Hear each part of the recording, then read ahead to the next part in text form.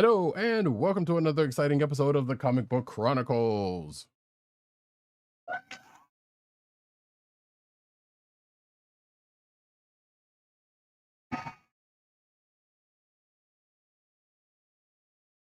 I am your host, Roddykat. You can find me at Roddykat on Twitter. You can find me at News Nerds Need on Twitter. You can find me at CBCaps on Instagram. With Columbia down the way. And the sound effects you've heard come from none other than our man in Brooklyn, @agent_70 on Twitter and Instagram. What's up, everybody? Co-hosting from the borough of King. Brooklyn be the place where I serve the thing. Yes, sir. And this here podcast comes to you from the Coastal of the Podcast Network, that's CSN.US. Do it today. Actually, we're on there. It didn't come from. Well, it did come out of it, but that's the splitting. Anywho, you can also find this here podcast on your podcast place of choice, whether it be Google Play, Apple iTunes, aka Apple Podcasts, Spotify, or the Coastal of the Podcast Network SoundCloud page. Make sure to hit like, subscribe, and leave us all the positive 5-star reviews, especially on Apple Podcasts. You can also find us normally recording every Thursday night, 9:30-ish p.m. Eastern Standard Time on the YouTube channel of the Click Nation. That's youtube.com/theclicknation and twitch.tv/Comic Book Chronicles. Like a homeboy, Benji Games 2 is watching us on YouTube. Thanks for joining us. Make sure to click like and subscribe and hit the notification button so you know when we are broadcasting live.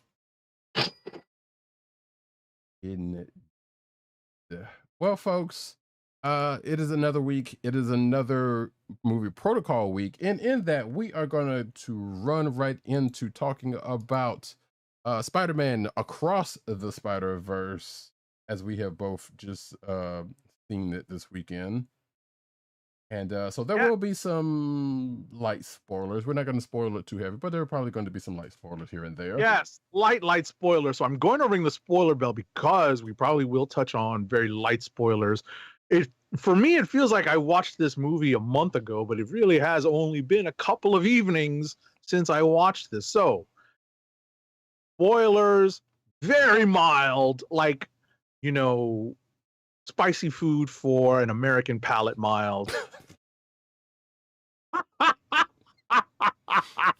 Shots fired. Incoming in 3, 2, 1. There it is.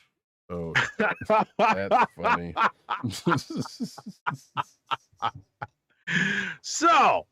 So wait, Across the Spider-Verse. Right. So we're gonna start like this, like we I think like we did before it started. So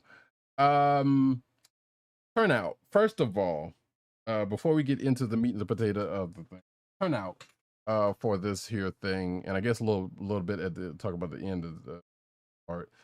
I had a pretty good crowd for this one because as I was telling Agent 70 before the show, you know, and it's you know, people are out of school and or you know, off for the summer, or just happen to be off with it, or maybe some people took the day off for it. I don't know, right. But it was a fairly decent crowd. It was like packed, but it was you know, there was some butts in the seats. Right. So I don't know about you, Agent 70. Right. So it would be different. It would be interesting if we actually went to see the movie at the exact same times slots, at the exact same time slots, you know, in your location as you know, in comparison to my location, because you know, seeing it basically in the heart of New York City, public schools are still in effect. They're still in session. So you know, the younger crowd would not have been there if I had been there for an afternoon showing. Not necessarily. They'd be out of school probably. Right. You know, if it was a 4 o'clock showing, they'd be out of school, but whether or not they were going there straight to the theater is one thing, right? But I can tell you that we definitely had a late turnout crowd. Right? We had like an 8 o'clock showing, and people I wonder, it's funny. This is just pure speculation on my part. I wonder if, because of the kind of rapid fire sequence of movies that are kind of genre based over the last month and change, that everyone has seen the same trailers. So everyone's kind of lagging to get to see the trailers because we've already seen a bunch of them already. Right. Same ones. Yeah. Okay, I can see that. Yeah. Like that's just speculation on my part. Pure speculation. But that's what that was the interesting thing in my theater, is that we had a good crowd. I don't think it was full, but I think it was a good crowd, and everyone got there late because we were all sitting in our seats at like 8 o'clock, and we were like, "Where is everybody?" But by the time the trailers had finished, it was mostly filled up. And see, that's the thing right there, because I got there, I think, probably around. So I had an early showing, like I went at 2, which they're starting to do now, like 2 o'clock showings. The earliest, because the earliest they have been before recently was like 3 o'clock. 4. Oh, okay, 3. Yeah. So I've been going to 3 o'clock showings. Now they've just started doing. As a matter of fact, Fast was a 2 o'clock showing also. Wow. So on premiere night, right? Yes. Or sneak preview night. Yeah. Right. So it's like, they're getting a little earlier and earlier for some of these joints. But that being said, like I said, the crowds were vastly different from Fast to Spider-Verse. So I've already said the crowds like. But yeah, the thing I wanted to just jump to real quick before we get into and as Benji Games 2 says, I love meat and potatoes. Same. At the end, we'll just go ahead and get this part out of the way. As I was telling Agent 78 before this, people apparently did not know that this was a part 1, because people were like, "Oh man," or "What," or what? Yeah, exactly. That's what I got in my theater. Was yeah, there was some of that too. So it was totally funny because it was like, as Agent 7 that I was talking before, so like clearly people don't keep up with the news like we do, but I suspect even if we weren't doing this, we would probably, and still being comic fans, we would probably still keep up with some parts of the news to know this enough. But because we do this, like we're kind of in it. But it's just funny to me to see the people like just like, oh, or whatever the case may be. It was like, what? I want no, give me more. And of course, people still stayed to see if there was a end credit scene, which there was not. So go ahead and get that out of there. Yeah, there was just a title card. Right. That's all there was. So, and I was like, yeah, well, they didn't change the next movie title, so that's good. So they're keeping up with that part. What's the third one? Beyond, right? Beyond, yeah. Okay. Which I had a shivering thought there for a second. It was like, they're not going to bring the Beyonder into this. That would be crazy. No, they're totally not, because like, but at this point, especially being a comic book fan and a Marvel fan who's like, and having read a book this week that had the Beyonder in it, was like, oh no, don't do this to me. Because I know we're no, if and or when they get the Secret War, they're not going to do the Beyonder, but they would have been set that up by now. Oh, well, not necessarily. If they were going to do Secret Wars, they might bring it they might set it up as a surprise as in the first one. They would have had some set, just like we saw shades of Kang here and there, but before Ant-Man. But granted, not much. But I think if they were going to do the Beyond, they would have at least set it up as like, hey, somebody's watching, and it's not the Watcher. I feel like they couldn't help themselves from doing something like that, and maybe some things here and there might kind of like, what's going on in this, so I think they would have probably gave it somewhat of a setup, and maybe that's just me, thinking about it from knowing the past history of the character. But anyway, but that's not to get too far away from the Spider-Verse stuff. But that was just another thing I was just thinking about. Now then, let's get into this thing properly. One, loved it. There, and I want Agent 70 to talk about, because he mentioned some things that he wanted to address, that his thoughts. So I want him to go ahead and get his thoughts on. And then I'll say. Sure. I mean, ultimately, I enjoyed this movie. I can't say that I loved it as much as I did the first one, because I think the first one is always going to be the first one. First one is going, basically set the tone, set a bar. Mhm. And while I think a lot of parts of this movie surpassed the first one, I felt like it was a little too busy in certain parts, and I got a little too overwhelmed. And I think it's because of the type of fan that I am. Right? This is in our pre-production meeting right before, like, makes it sound very official, right? In our pre-production meeting right before the show, Roddykat and I discussed this, that because of who we are, because of how closely we follow the news, we have a weekly show on it. We literally have discussions on this every week. We don't necessarily have to bounce it off anybody else. We have, our show and people who we interact with on our show to talk to about these things. And ultimately, it's for people like us that all these Easter eggs are not just Easter eggs. They're more than that. They're things for us to take in, right? Like, there's some meaning to their inclusion when we see that on the screen. To us, it's almost that it's more than just recognition.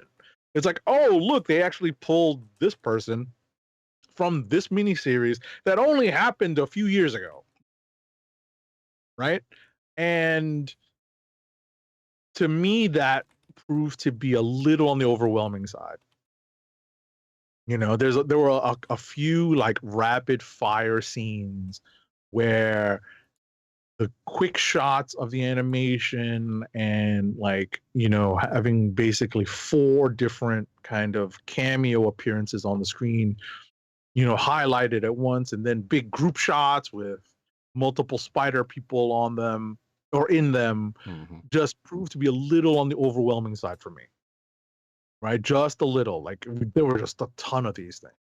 So that was a bit much for me, but it's not like I hated it.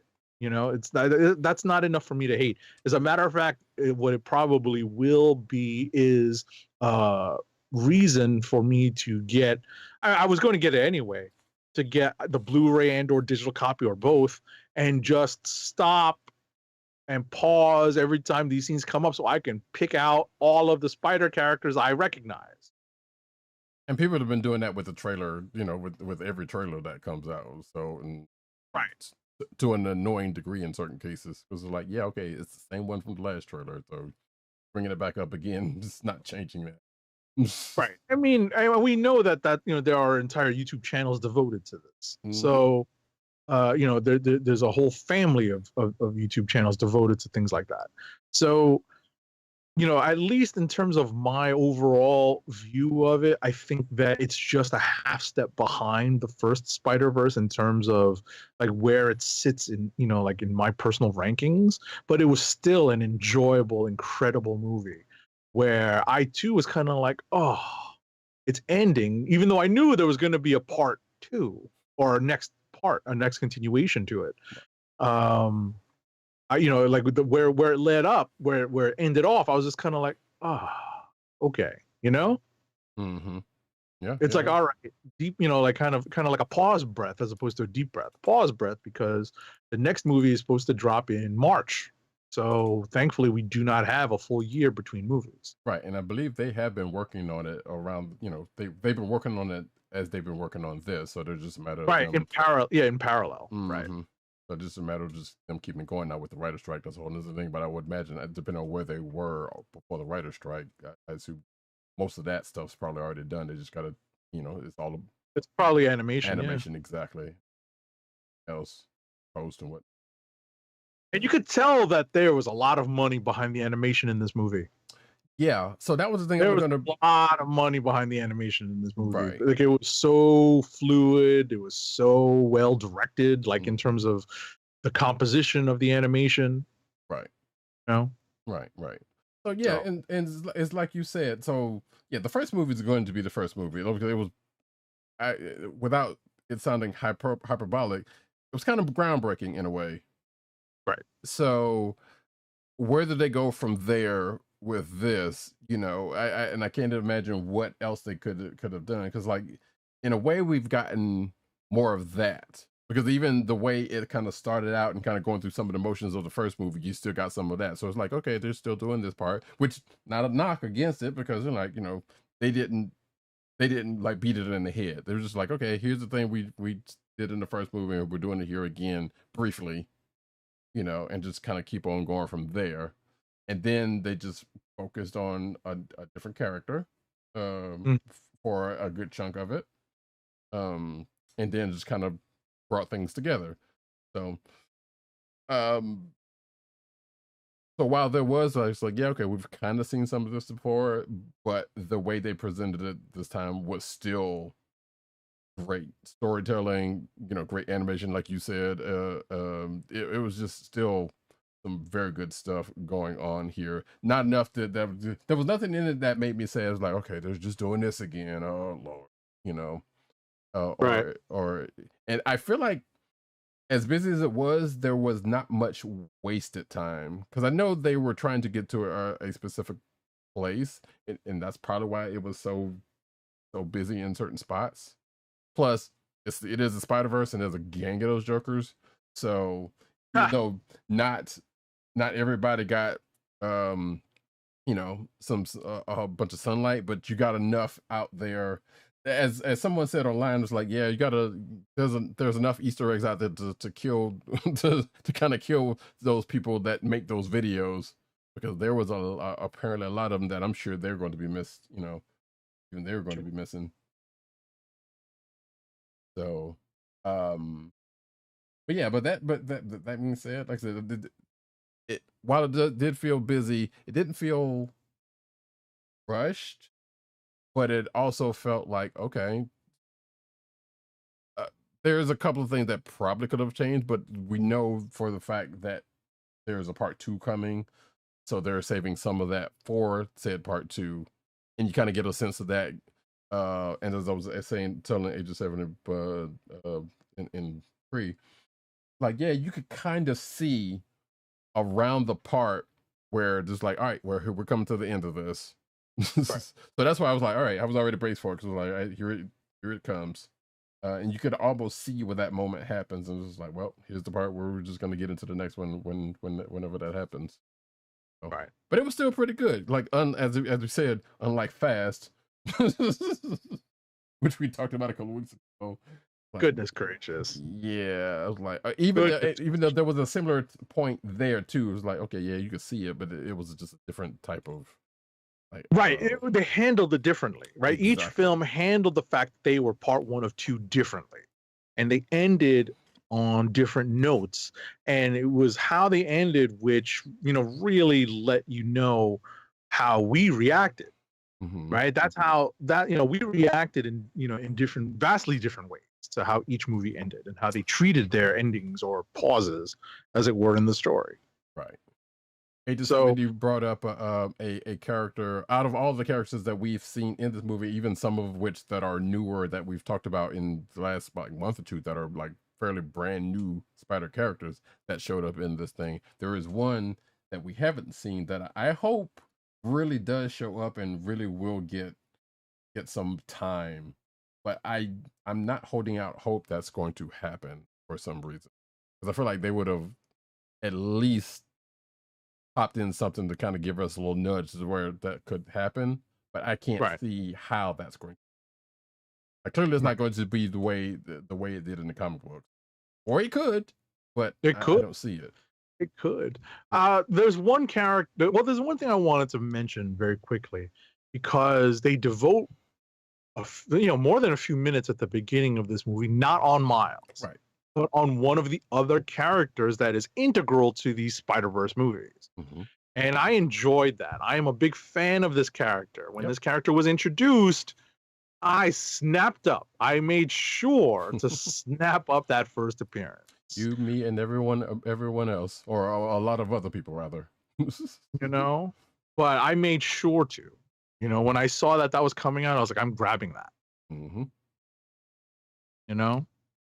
So thought I had the figure close, but I don't. But I was very. Let me tell you, I was very happy to get that.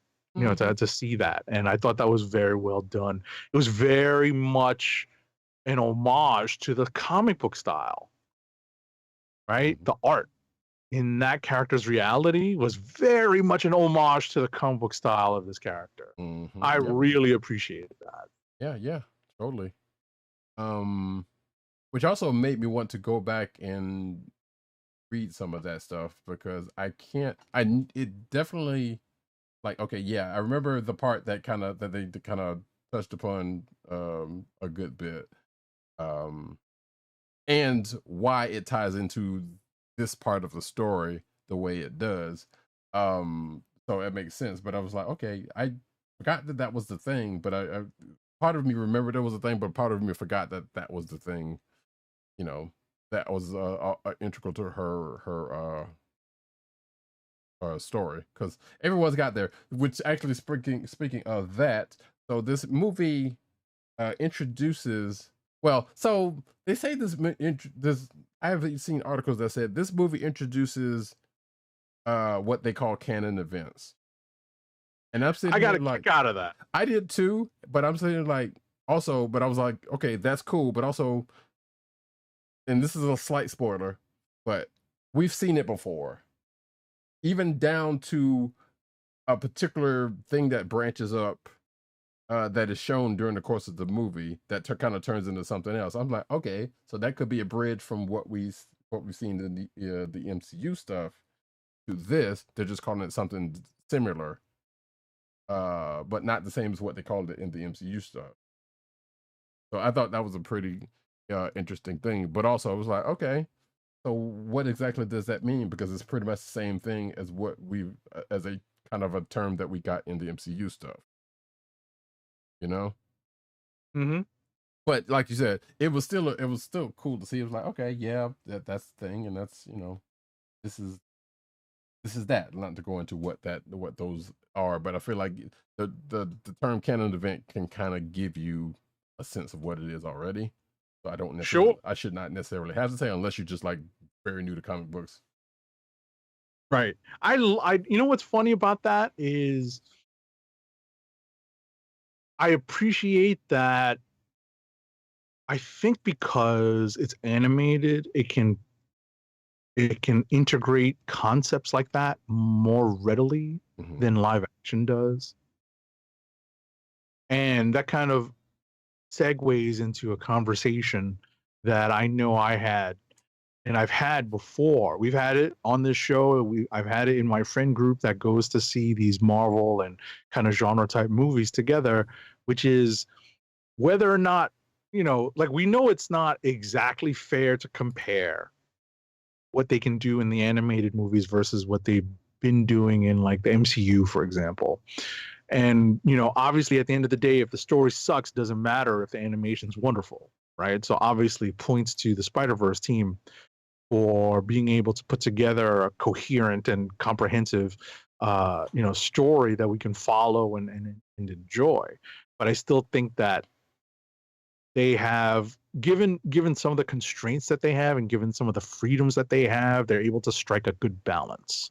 Whereas in live action, the constraints on what they can do because it's live action, you know, really hinder some of the freedom that they have by, you know, being able to tap into, say, the rest of the Marvel universe and being able to keep that interconnectedness together. So the balance, you know, the strengths don't exactly outweigh the weaknesses in that regard. You know, that being if the live action MCU movies strong point is that they can be interconnected with all of the other properties, their weakness is that they're hindered by the fact that it's live action, right? If a weakness for the Spider-Verse movies is that they are hindered somewhat, I don't think they really are, because the spider corner of the Marvel universe is so wide and so vast, right, that they have a ton of stories that they can tell without ever having to touch on anything that's related to any kind of MCU related properties, right? But if you consider that still a kind of mild weakness, their strength, you know, kind of more than counterbalances that. The strength of being able to do this in animation, the strength of being able to do this, to take, you know, literally all these years and all the GPU power, you know, to literally put together this movie and these two movies, you know, the next one coming up. Right. I think that's you know, that's one way to really look at it. And I still don't think it's a fair, you know, like it's just not fair to say, oh, you know, we can have, you know, it's just hard to compare the live action versus the animated in this regard. Right. But you just brought up about the strengths and the weakness of it, but also the weakness of it is the strength, because yes, while the spider side of the Marvel universe is deeper within its own right, Sony has been mining the ass end of it, let's just say. And that is right in itself is a weakness. I mean, you know, I'm looking at it strictly from the animated side, but yes, if you wanted to take, you know, a much you know, like a 50,000 foot view or 30,000 foot view, I don't think they go as high as 50,000, right? As a 30,000 foot high view, you're right. The weakness is that they are mining the dregs of the Spider-Man corner of the Marvel universe for movies. You know, I get that. You know, they can't put live action Spidey everywhere. Right. And I mean, and I guess as you've kind of touched on, is like, yeah, some of the weaknesses of not being properly into are kind of glaring, but only glaring to us. Right. Because of being, you know, long time comic book fans. So it's like, well, okay, but you can't do this because you don't have this, and another, because that's not even in the MCU, or even, you know, has not even been introduced in any kind of way, shape, or form, or introduced so drastically different that it's irrelevant. It can't happen the way it was going to anyway. Right. They have to find another way to do it. So yeah, it's, you know, it's an ongoing discussion, because everyone's like, yeah, it would be nice if they could do this, but it's just, you know, it's just so tough to see them do so well with Miles and this corner of the Spider-Man universe. And, you know, they try to bring Spidey into the MCU, but because they don't, you know, because they're bringing him in kind of belatedly, and they're bringing him in, you know, at this kind of weird juncture in time, it just makes things, you know, it throws off a lot of what we know, and that's the hard part. So A270 brought up something in pre-show, and then I don't know how much further we wanna talk about this. We could definitely get into the weeds with it, but talking about something that's been rumored. We're not going to get into the rumors out there about the live action stuff, but it also just made me think about it. There are some rumors out there, and there is also something that might be in the works that we'll talk about in the news section.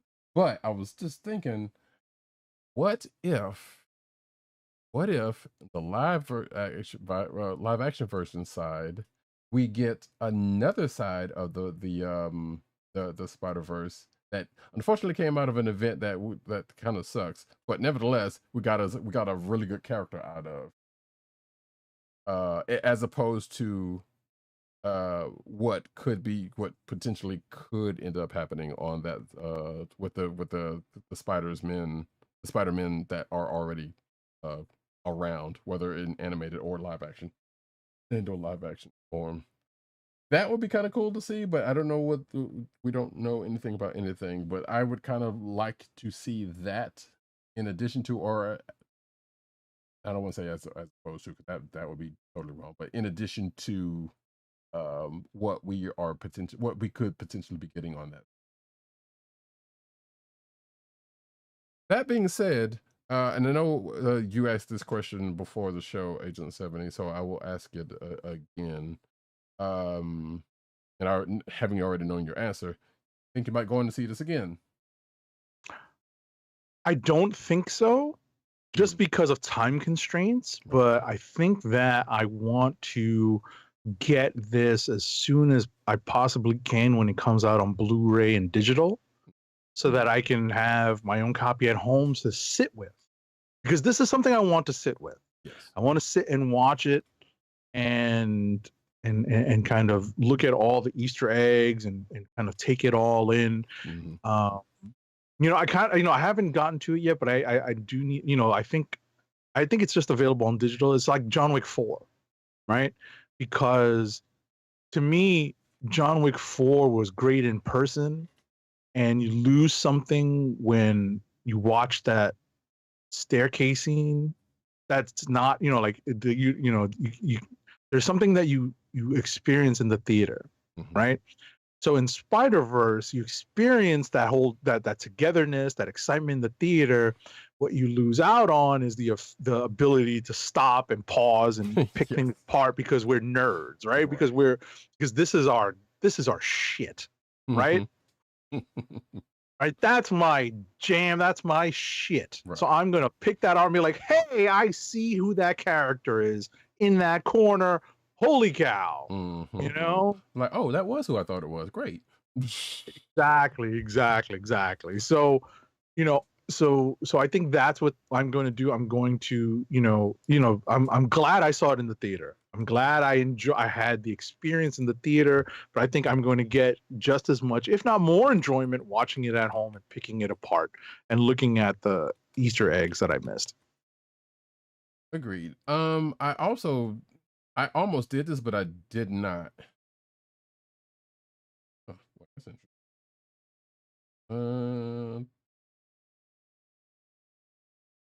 Well, anyway, I almost not that I actually needed to, but I almost actually sat and watched the first one before I went in to watch this. I was like, I've seen that movie, the first movie, enough times. I was like, I don't necessarily have to, but the movie was so good, I probably would have still done it anyway.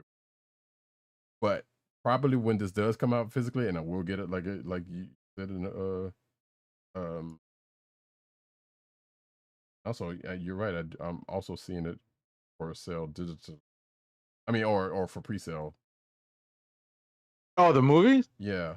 Yeah, I'm not surprised. Yeah, because they usually have a thing up, but I'm not seeing the physical pre-order, which I thought would have been up by now. And I'm also kind of curious of whether it's going to be on a 4-month cycle, because I figured, as we will get into later on, like this movie did some numbers already this first week out. Wait. Doesn't it seem like John Wick just came out and it's already out on digital? That's what I'm saying. See, they've been doing that lately though, because it's been but they've been pushing more movies like 3-4 month cycle, you know, and sometimes even earlier depending on the movie. Yeah, I was about to say, but hasn't it been 3 months? Yeah, or less. But if it's 3 months and just getting on digital, that's about right, because that means it'll be a couple more weeks. Like, yeah, it's still a little bit early, but it's like that's about right for now. Because like I said, it wasn't, as you know, it wasn't always like that. Because usually they be pushing it 6 months, year, you know. Exactly. You know, depending on how well the movie did. So I just feel like, considering that I'm literally in the same group of people that I watched John Wick with, right? I'm like, hey, did you know John Wick 4 is already out on digital? Right. You know, I'm just waiting for the DVD to come out so I can get that plus the digital copy. Right. Because I feel like there was another movie that went through that thing. It was like, yeah, it just came out, and then like what seemingly was like a couple of months later, it was out on video. I wonder maybe that Dozen Dragon movie is also in that same boat, because I feel like that also is a movie that just pretty much came out and it's already it's already out on digital. So it's about to be on physical in a second. So yeah, they've been doing, like I said, I've noticed that in the last couple of years they have been doing that, just kind of pushing the cycles up. Even almost doesn't matter how the movie did, but obviously if certain movies didn't do all that well, they'll push them out a little earlier than not. You know, but I've still seen a lot of 4-month cycles, maybe some around 3 to 4 month cycles of going around with it.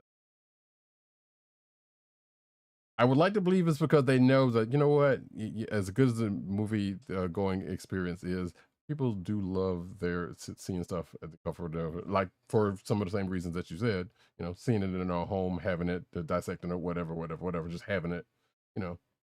So kind of getting it out there sooner rather than later, it's probably beneficial to them and keep it in the movie theater, which you and I, being of a certain vintage, remember when movies were in theater a hell of a lot longer than they are now, no matter how good they were or how well they did. Right. So. And it's just, I guess I guess it's just a change in the times Mhm. because maybe that's maybe their algorithm is telling them that there are more people who are thinking like us, where we're waiting to get it at home so we can sit and watch it and pick it apart, as opposed to going to the theater again. Listen, were I 20 years younger, or even 30 years younger at this point, this would be a movie. If I had the money, I would grab different friends to say, let's go. It's weird because I was definitely a little older than that when Avengers came out. I grabbed different groups of friends to go see Avengers. I grabbed different groups of friends to see no, definitely the first Avengers. I definitely grabbed different groups of friends to see. Like, I don't know if I went to see the other movies with different people. I think for me, the only thing that came close was the Black Panther movies, and I think me and my wife went. I think I went one time. I went a couple of times with the last one, and went one time with my wife, and then went time with myself. The first time myself, then with the wife. Oh, yeah. I think there might have been another movie that I was in or with her and somebody else. I can't remember what that is. Gotcha. So yeah, so before we move on, because I think we're not necessarily done talking about it because I'm sure there'll be some stuff in. We're trying to avoid spoilers, folks. Like, right. this is first weekend in the theater, so even though we're recording live, and we know some people do catch us on video, like either as we're recording or soon after we record, the people who catch the podcast will still be catching this within the first week of this movie's release. So we're trying to play very carefully with the spoiler stuff. So this is not the end of the Spider-Verse talk. One of us may or may not even see it again in the next couple weeks. Who knows? Actually, I think I might have watched Spider-Verse a couple times. Now that I think about it, I think both times probably by myself. The first one. Anyway, we're gonna move on to books for a second, but Benji got a couple of questions in the chat that I wanted to actually bring up. Sure. So one of them, the first one is, what's the go-to movie snacks at the theater for y'all? When I was actually eating food in the theater, popcorn and an icy all day, and maybe some Raisinets, but but definitely a big ass thing of popcorn and an icy. For me, it depends. The later it gets, the more likely I've already had dinner. And that seems to be my current my current movie schedule seems to be 7 to 8 p.m. start times. So I generally have dinner beforehand. I don't make I try not to be too hungry in the theater, but my general go-to snack is popcorn. After that, though, I differ. I'm not icy, but I definitely go after either gummy worms, gummy bears, or Swedish fish. Nice. And there's the other part of that where in certain cases where there happened to be a movie that was long as fuck, as we have come across probably one time, maybe was it Justice League or one of those movies, I can't remember, that ended up being real long, and everyone talking like, no, you can go to the bathroom. I'm like, oh, not doing that. But people have had to do that. Oh, I was about to say, what was it? Oh man, no, there was something. Well, one was John Wick 4, right? That was like on the long side. Yeah. I know. I definitely have been doing my best to try to go to the bathroom before the movie starts. Right. So that's just been. I just got into that habit. I don't know where it came from.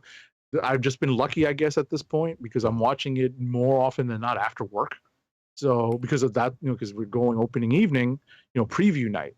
If I was going on an afternoon, like coming out of wherever, driving to a theater or whatever, it's a little different, Mm-hmm. Yeah, like I think I know when went to go see Wakanda Forever, my wife went, but she was kind of like kind of go or whatever. But I kind of like, yeah, I had already seen this, so go right here, you'll be right. So if it wasn't for that, I was like, yeah, you gotta take your chances on that one.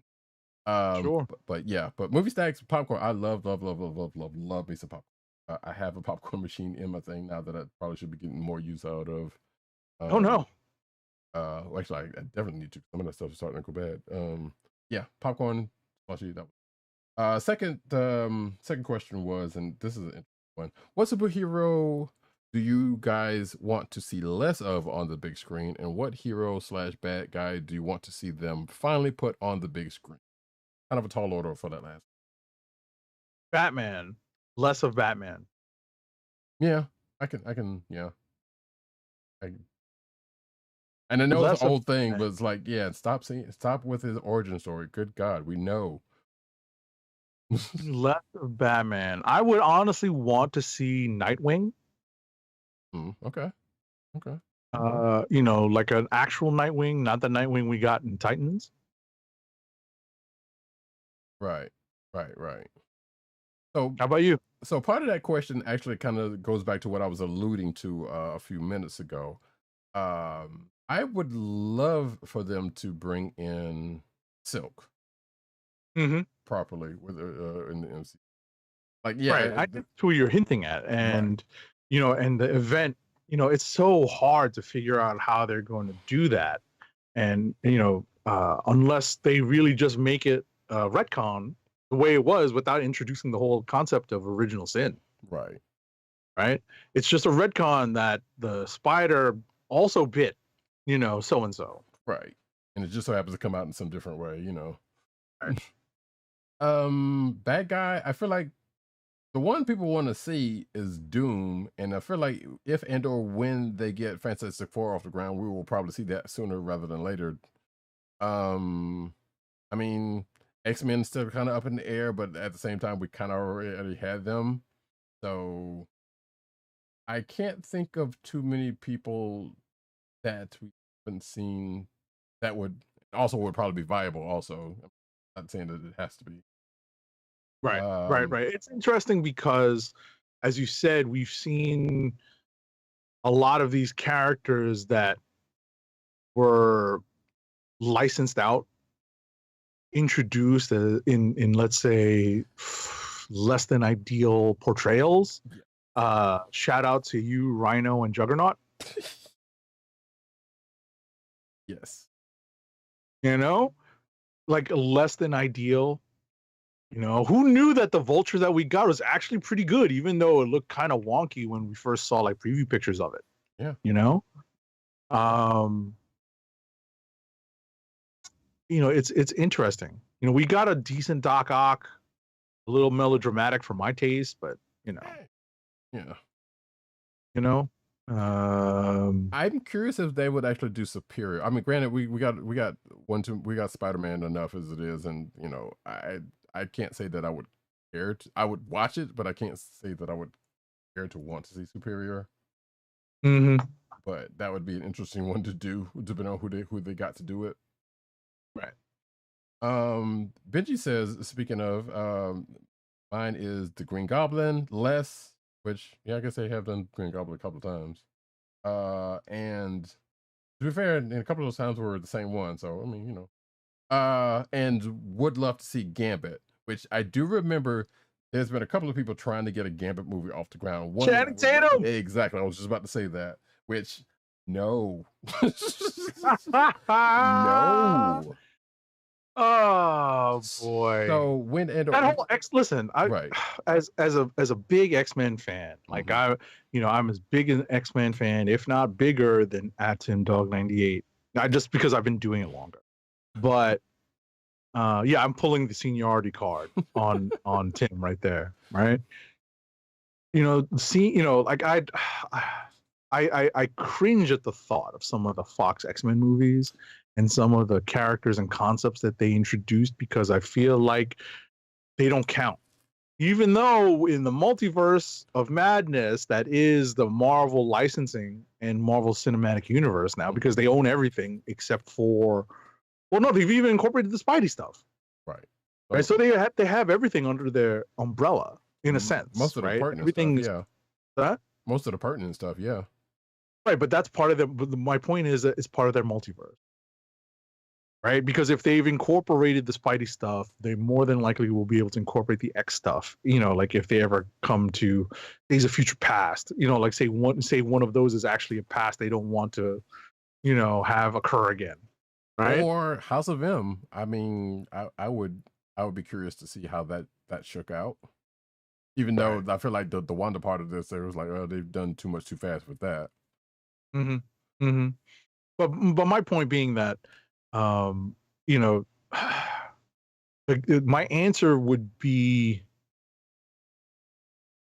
my answer for characters that I want to see done would be a character I want to see redone, like Magneto or the Juggernaut. I know Magneto's been done twice, but I still feel like they can do Magneto just like not over the top, but just like really like grandiose, much more grandiose than he has been.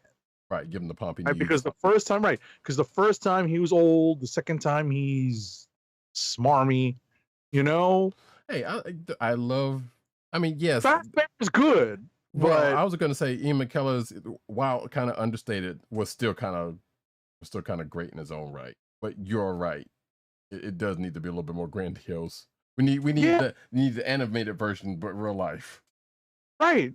He needs to be, you know, there's kind of like there's something missing from both Fassbender and McKellen's portrayal. That's actually the Magneto that we know. Right. Like somebody that can do the 80s Magneto from Spider-Man and His Amazing Friends. Yeah. You know, there's just there's that element that I feel that's missing. I feel that Magneto is the character I really want to see done right. You know, because it's so complex. Mm-hmm. And I guess Rogue done right also. Yeah, okay. Sure. You know, just because they dropped the ball with that. They really did. And yeah, well, I think they dropped the ball with a whole lot of stuff. I mean, you can go up to First Class also and say, you know, they could have redone some of that because some of that shit should not have happened. Right. I'm looking at you, the way they killed off Darwin. That was so stupid. Oh, God. They had Darwin in that? Yeah. Mm-hmm. I don't remember. You know why I don't remember? Because I blocked a lot of this stuff out. I don't blame you.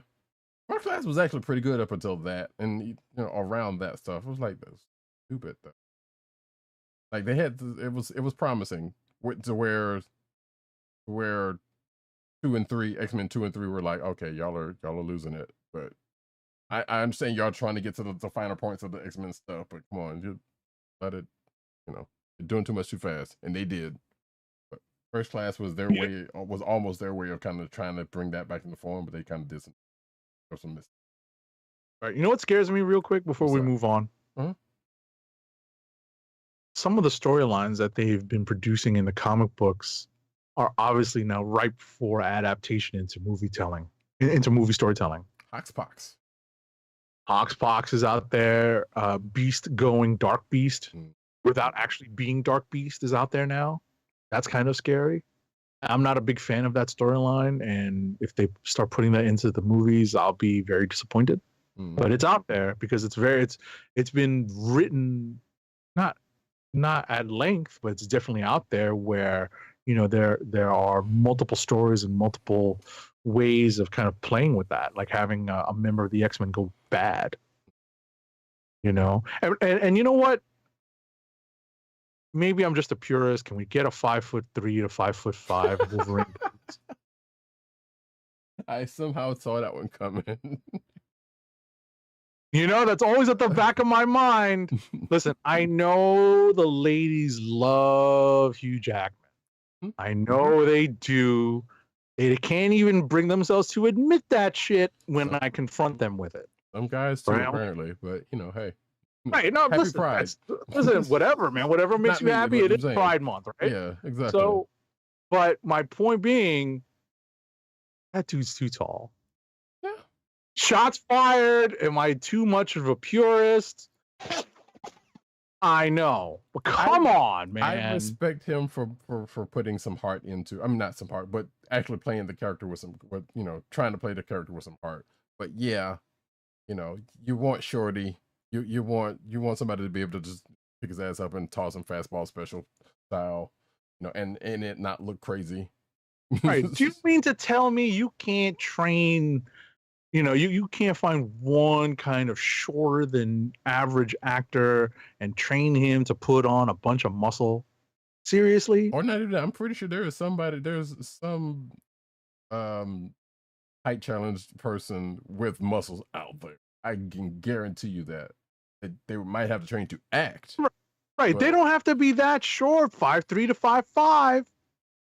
Right. So 5'5" is not that short in real life.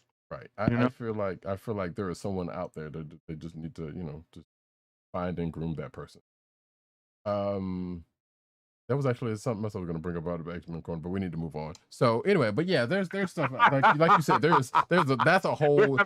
Now, yeah, like we went down a rabbit hole. Man, listen, I mean, there's some just Marvel stuff that I would just love to see on the big screen, but I know we will probably never get it the way they got things set up. Listen, Rom Space Knight. I mean, that could happen. I would have. I'd literally like be floating on air if Rom Space Knight was in the MCU. I mean, and technically they kind of halfway set that up with Ant-Man, but they just need to go the extra length with that, and A to B to X. So right. But yeah, it was like that could be a whole show of us talking just theory casting stuff they could do. I feel like we probably did that on certain. Nevertheless, this is I was about to say this is the episode we can kind of rant like this because we only have a few books this week. Yeah, true. And some of those we can kind of, I at least on my part, kind of go through, kind of blow through further quickly. But speaking of, we are actually going to get into the books at this point. We can. Yeah. So finally, go out and watch Across the Spider-Verse. Yes, definitely. Go out and watch it. We recommend it very highly. Does it help to watch the first one? Of course. Yeah. Why haven't you watched the first one? If you're listening and or watching this show, why haven't you watched Into the Spider-Verse? So if you have not, go watch that first and then go watch Across the Spider-Verse. But you also bring up a pretty good point that I forgot to mention earlier, which I'm glad you mentioned that. And then, yeah, we definitely go on. They actually do a fairly good time, a fairly decent setup for the first movie to kind of bring people up to recap. Right. Yeah. So they actually do a pretty good recap of, like, yeah, you missed some of the finer points. Is kind of like Nebula said in Guardians. It was like, yeah, you missed some of the finer points, but yeah, that's pretty much it. But they got to the stuff you kind of like, all right, this is stuff you really want to care about, like this, that, go. So if you haven't seen the first one, yeah, you don't have to, but like Agent said, yeah, it's a great movie. You have not seen it, and that's crazy that you haven't. If you haven't, what are you doing? Right.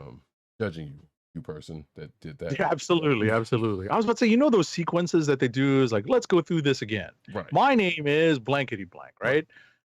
Those would be so hard to do in live action. Because that would be quick shot recaps. That would be something that a Deadpool movie would do. Speaking of heroes that I would care less to see less of on the screen, but Deadpool. Yes.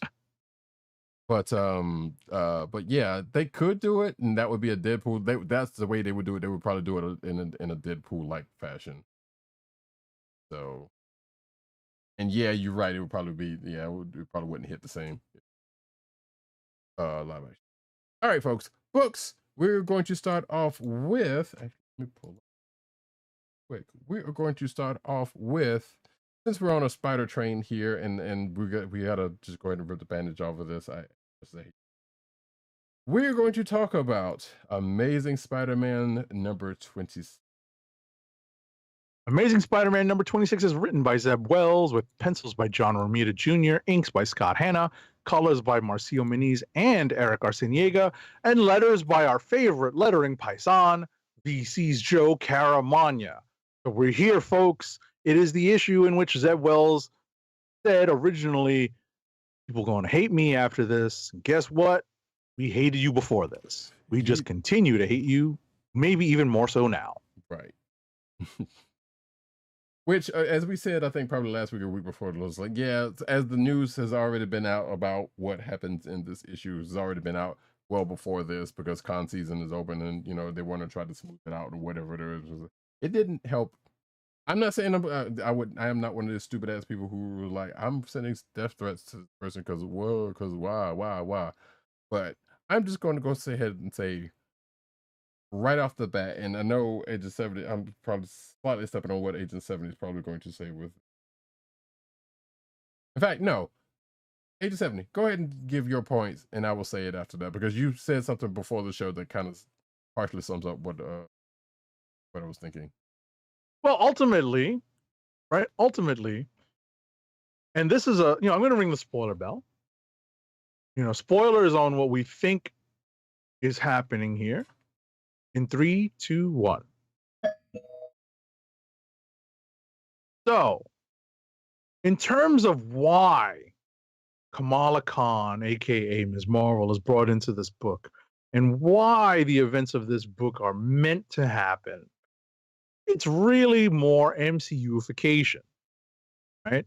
And they were able to convince the creative team, and because I don't think this came from the creative team, I think this came from editorial. I absolutely think this came from editorial, from people above, maybe even from Kevin Feige. Yeah. Right? Because they brought Kamala Khan to a point where she's not being featured in a monthly book of her own. She's being featured in a monthly book headlined by Spider-Man, right? So there are going to always be people reading Amazing Spider-Man. Interestingly, what they do to her here may or may not be, and we're going to lean towards maybe, the impetus for changing her power set to make it better reflect what it is currently portrayed to be in the MCU. And we've talked about this in the news section, where Marvel editorial has gotten some of the creators, namely one of the co-creators of the character, G. Willow Wilson, on board. And some of the other creators that have basically written and shepherded the character forward in the Marvel Universe, namely Saladin Ahmed and Mark Waid, gotten them all on board to help write the character, quote unquote, off, but more than likely set up the character's return.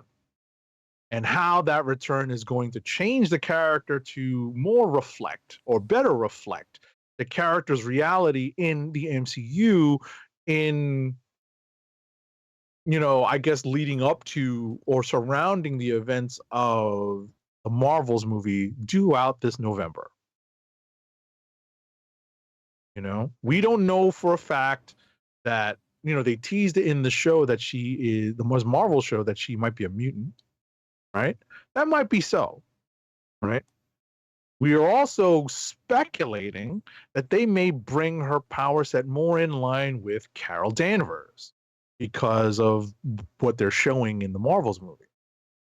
Whether or not there's a connection. We don't know if there's a nega band connection, because that's generally how we see that whole Captain Marvel, like clanging the nega bands together and they switch places. But right now it seems like their powers are the things that cause them to switch places. Yeah, right. They're connected somehow through their powers. Right. With Monica Rambeau as well. Yeah, and we have somebody potentially that actually has the nega bands if that whole Guardians thing pans out to be that we think it is. Right. Exactly. We don't know that yet. Right. So, but bottom line being that we don't know what her power set and the nature of her powers is really supposed to be in the MCU. And until we find that out, we may not see Kamala Khan here in the pages of Marvel Comics. Which I'm going to say is continuously stupid anyway. So given that potentially could be the case, they did this with Black Panther also. They didn't kill him off, but they kind of like, there was this whole thing. It was like, well, they ended the Black Panther book well before the movie came out, or one of the movies came out, and I was like, well, that seems kind of crazy, because if their whole thing was, as in the past, was like, well, we want people to have the synergy with, or think of the synergy between the movies and the books, and that's why you've seen so much MCU-ification of the books, which is another thing I hate about this also, by the way, if they do go that route with this. So that's been the thing we've kind of roused about for a good minute. Don't necessarily need to go about it. They're kind of taking the same steps as like, well, she's not in an ongoing book, but she is currently in a book, or was currently in a book up until this. And if they do end up going, as Agent 70 said, and has postulated, yeah, that's still going to be stupid to have to do that. But if it's going to bring her back, fine, but it's still stupid from a point of view of a comic book fan who feels like they don't need to do that, right? But they have been doing that, and are going to continue to do that regardless of what that's the case. Right. And the annoying part to me is that just because Inhumans flop doesn't mean they have to throw away the concept. Yes. Right? It's a concept. Just tell us what it is. It's Inhuman. It was Terrigenesis. Blah, blah, blah. Fine. But no, they couldn't do that. They felt like they wanted to just cut ties with everything Inhuman. Mm-hmm. Right? And that's just not... What's the point? Right. Right? Part of the diversity, part of the variance, I mean, not variance is a bad word. Part of the diverse nature of powers and how they're distributed in the Marvel Universe is the beauty of it. It's the beauty of it. Right. Right? There are people who are mutants. There are people who are technologically powered. There are people who get super soldier serum.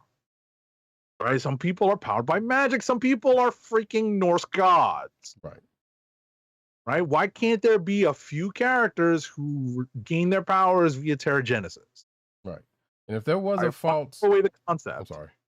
Yeah, and if there was a fault, that's my right. If there was a fault in the MCU, is that they tied most people's powers to the Infinity Stone, right? As opposed to how they quote unquote naturally got them in the comics. Like that's like, yeah, you could do things with that, but that's still hinging everything on this one big thing, when the whole history of Marvel has a whole lot of things you could have just one-off introduced some stuff. Like, I don't know, we found this ore, or whatever the case may be, or people are, hey, people are mutating from birth or something like that. I don't know, like you could just easily bring that stuff in MCU and be like, all right, no, this is what it is. Whether you show them or not, like you don't have to just hinge everything on this one big thing that are not even a factor anymore. Right. But bottom line with Ms. Marvel is that we don't know what's going to happen to her character in the MCU. Right. And because of that, and that's the sucky part, because of that, we don't know how they're going to resolve her story in the comics just yet. Mm-hmm. And I don't like that it's one really heavily influencing the other. It's usually the comics influencing the movies. This way, it's the other way around, and that's uncomfortable. I'm uncomfortable with that. I just straight up don't like it. Well, I mean, that's the point. I don't like it. I'm uncomfortable with that. Yeah. So, but yeah. So that being said, getting back to Amazing Spider-Man, so I was about to say, I'll hold my thought. Go ahead. No, go ahead. Go ahead. Ask what you're going to ask. I was about to say, what do you think of what they're doing with Mary Jane? I'm still slightly confused about that, because I suspect that's not going to stick around the way they have it too much longer. I think this is, in fact, I wholly suspect that because of this, and after this is all over with, that whole thing is just going to be a factor. If it doesn't, I'll be shocked. But at the same time, I'm not sure what to think, because it's like, it was weird that the fact that it happened in the first place. It was also weird because despite what we now to be know the source of her powers, I thought the original version of who she could potentially end up being was her, but it wasn't. It was just another different redhead. So that part already was kind of confusing and kind of crazy. So, but I think, but they resolved one of the mysteries, right, in this, and they got rid of that mystery while letting us know that the other character that, well, basically the character that she's found herself with, may not be the best person, right? Maybe hiding something. Right. So, I'm so frustrating. Right. Yeah. And even with that really whole relational thing, I don't know, because it's kind of one of those things. Is like, clearly people are going to say, well, you just can't keep them apart.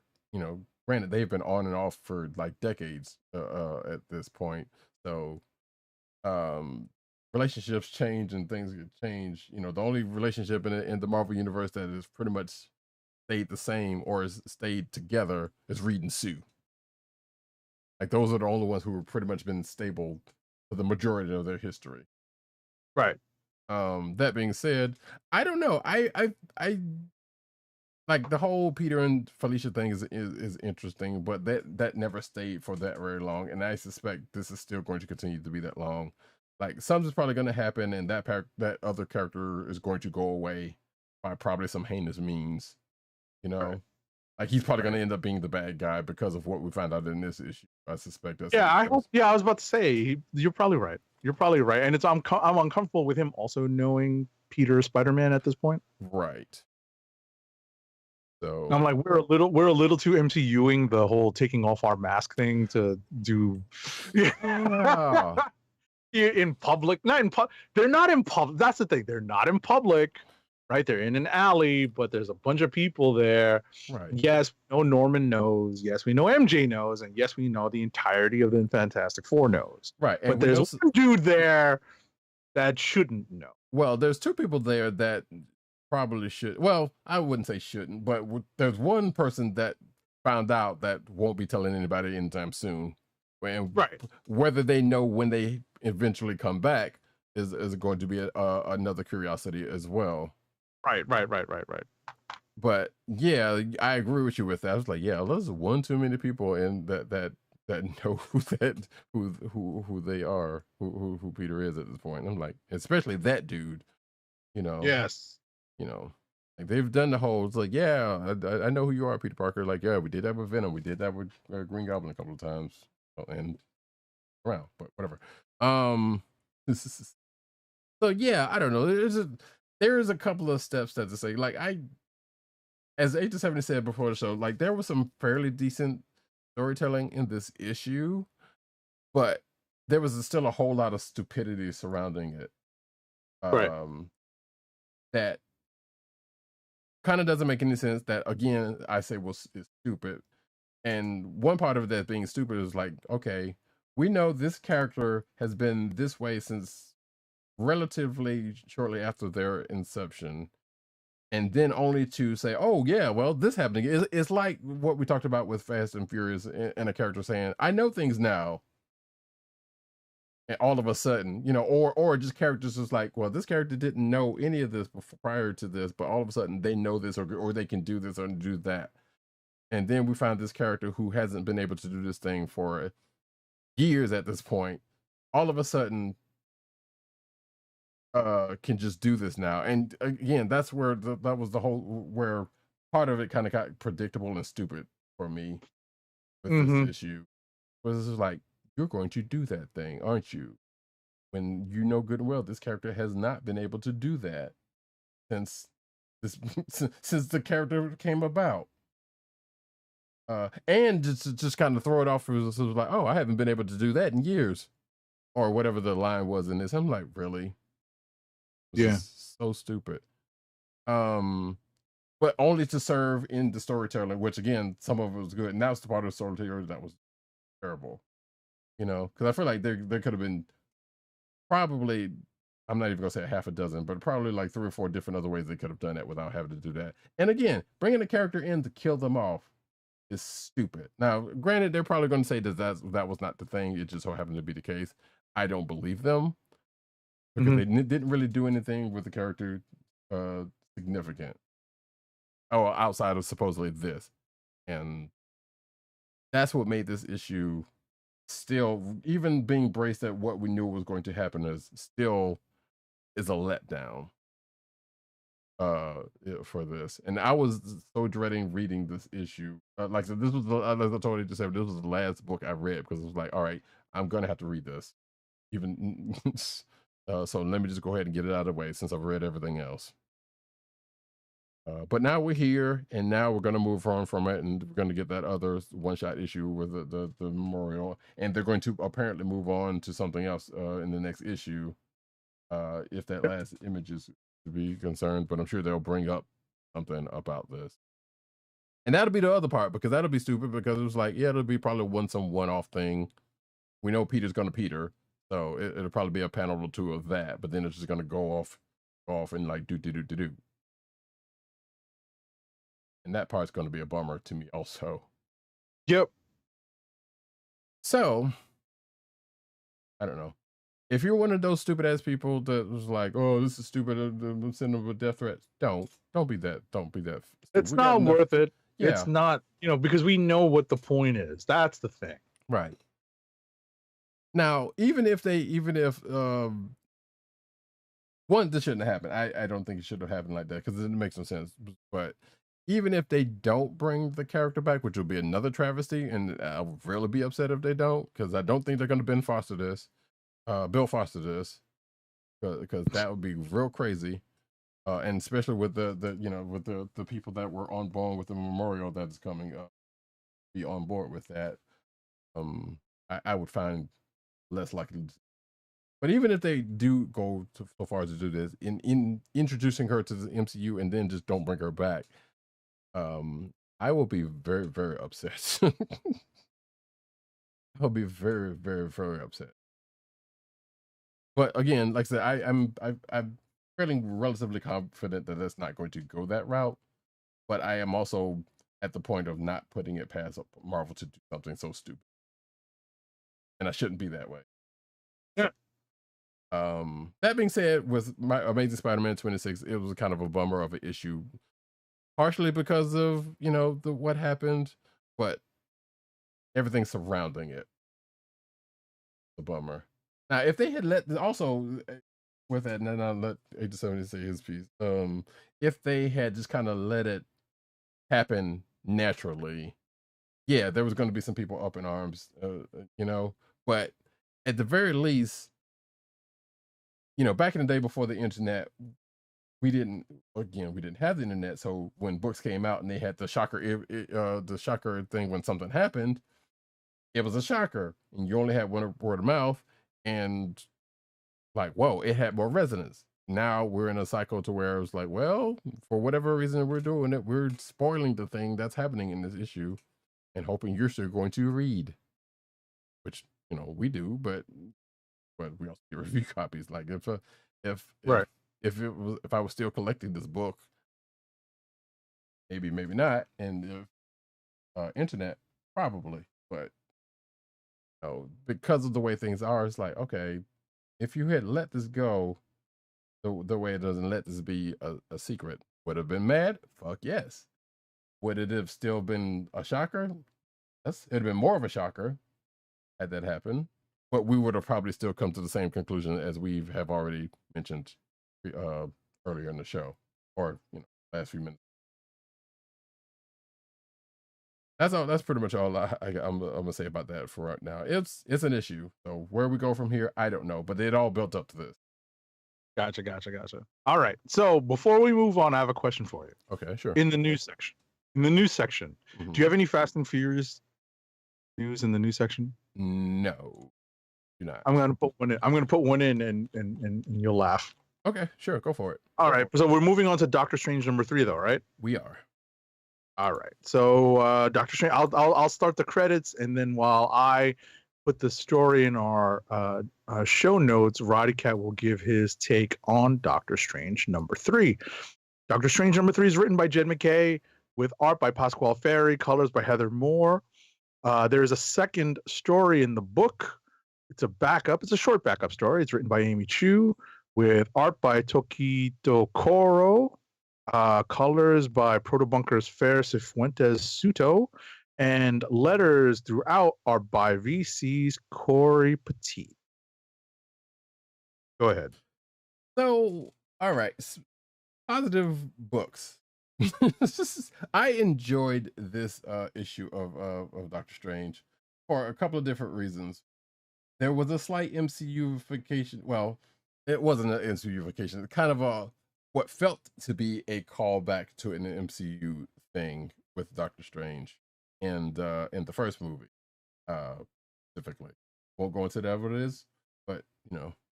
But this book has is an interesting trip down memory lane between two characters, one being Doctor Strange and one being one of his long time adversaries. If you're watching the video version, you can kind of get a sense of who I'm talking about.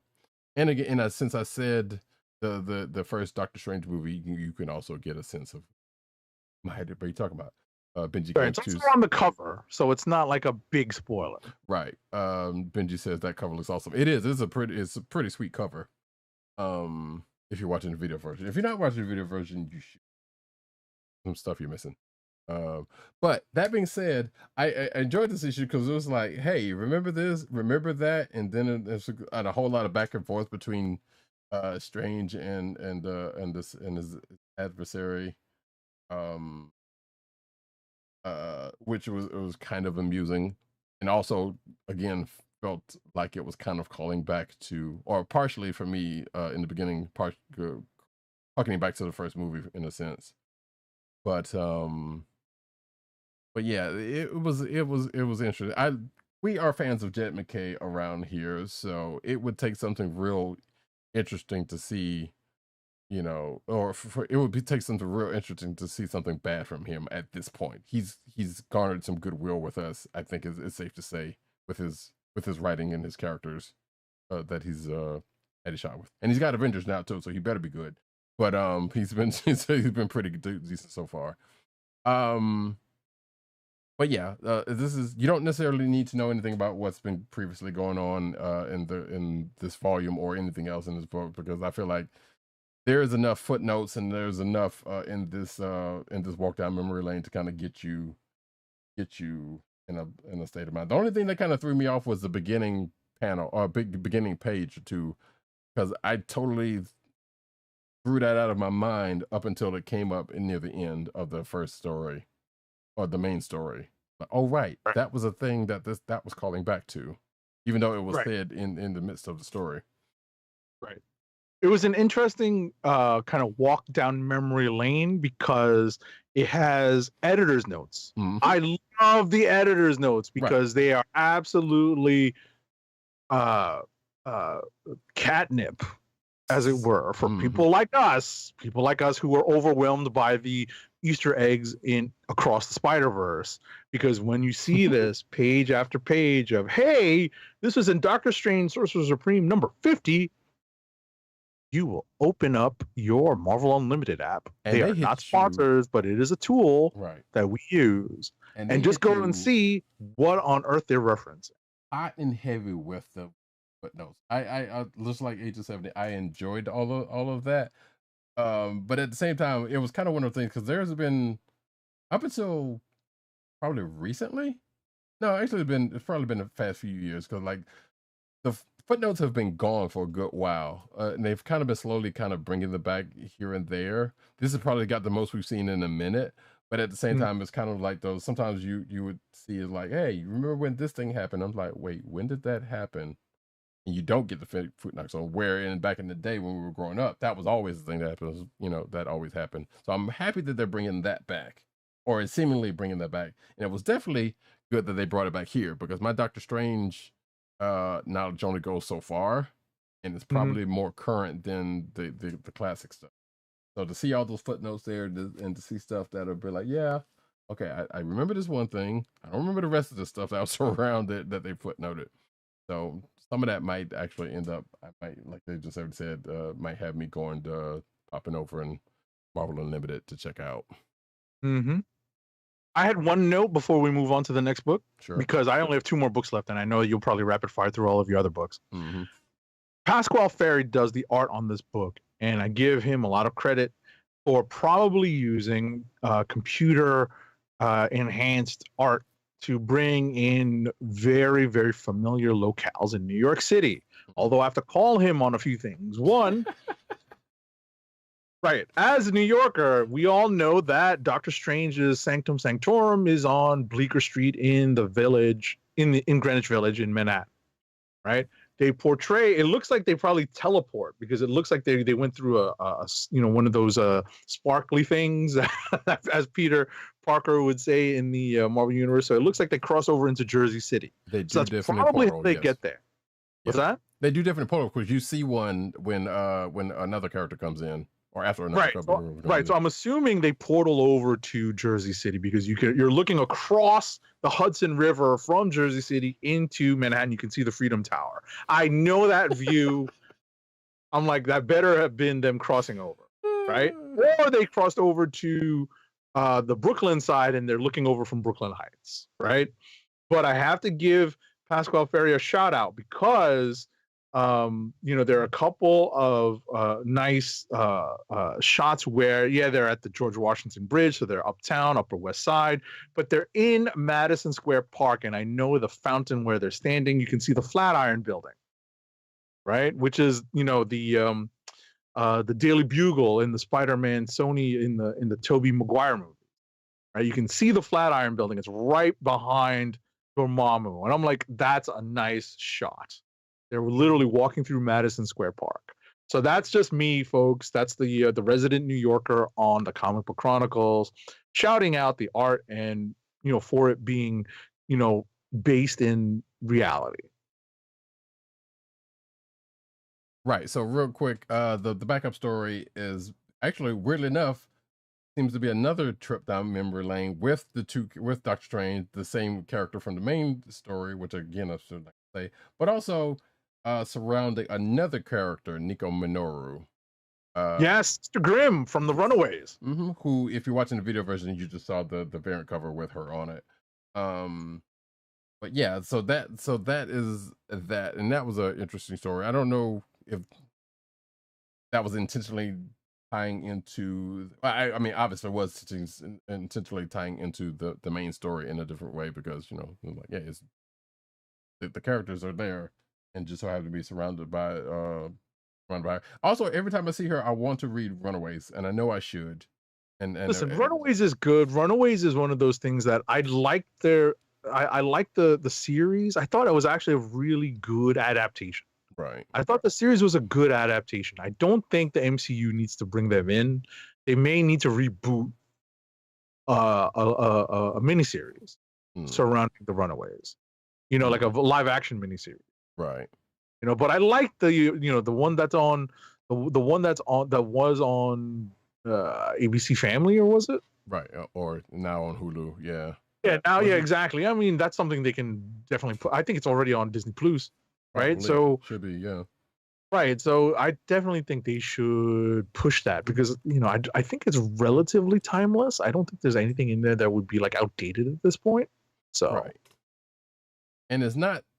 They're not necessarily tied to the larger MCU, not MCU or Marvel Universe at large. They're kind of in their own corner, but they have kind of wafted in and out at times with certain folks. But yeah. So that being said, wow, now it got me thinking about a live action Power Pack. I don't want that, but I'm somewhere Matt Wang is probably smiling. Yes, because I even said that.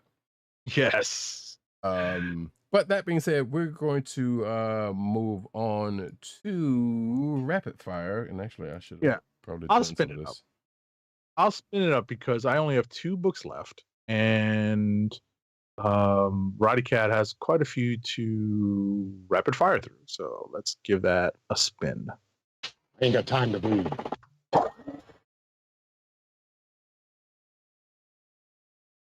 All right, my last 2 books. The first one is Captain America: Symbol of Truth, number 13. It's written by Tochi Onyebuchi, with art by R.B. Silva, colors by Jesus Bertov, and letters by our favorite lettering paisan, VC's Joe Caramagna.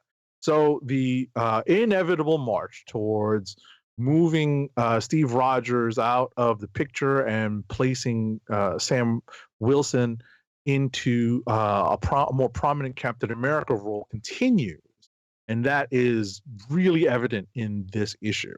You know, we're just waiting to see how this all plays out, whether or not they put Steve Rogers on the moon. You know, we'll see what happens. Next up, another character they have literally pushed out is the Punisher. Punisher number 12 finishes this run. This is the last issue in this kind of maxi series, 12-issue series that's written by Jason Aaron, with art by Jesus Saiz and Paul Azaceta, colors by Matt Hollingsworth, and letters by VC's Corey Petit.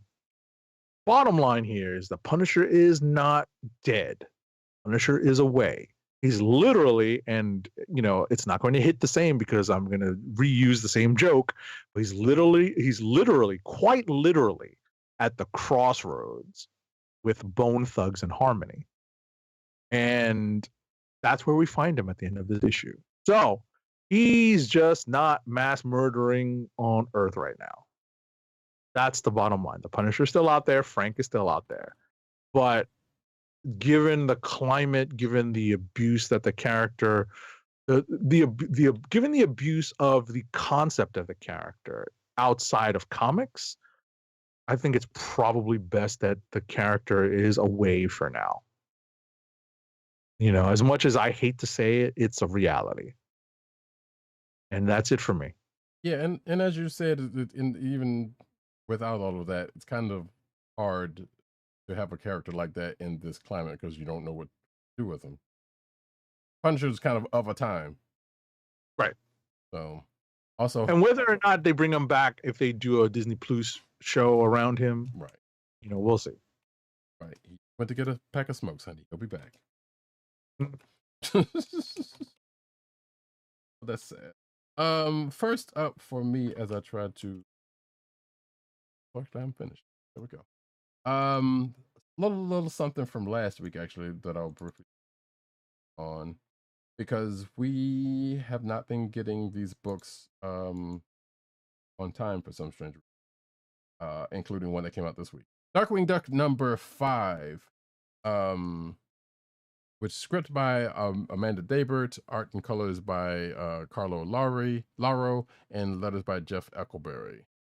And I kind of wanted to touch on this because like I didn't get a chance to. But so a mysteriously gifted spa day then pretty much sends Darkwing and Launchpad into a mystery, and Launchpad questioning branding, but also it seems that Darkwing not only runs into one foe, but one or two foes and old foes. First one of which I don't ever remember, but then again, there's only certain ones from the cartoon that I remember. But it pretty much leads to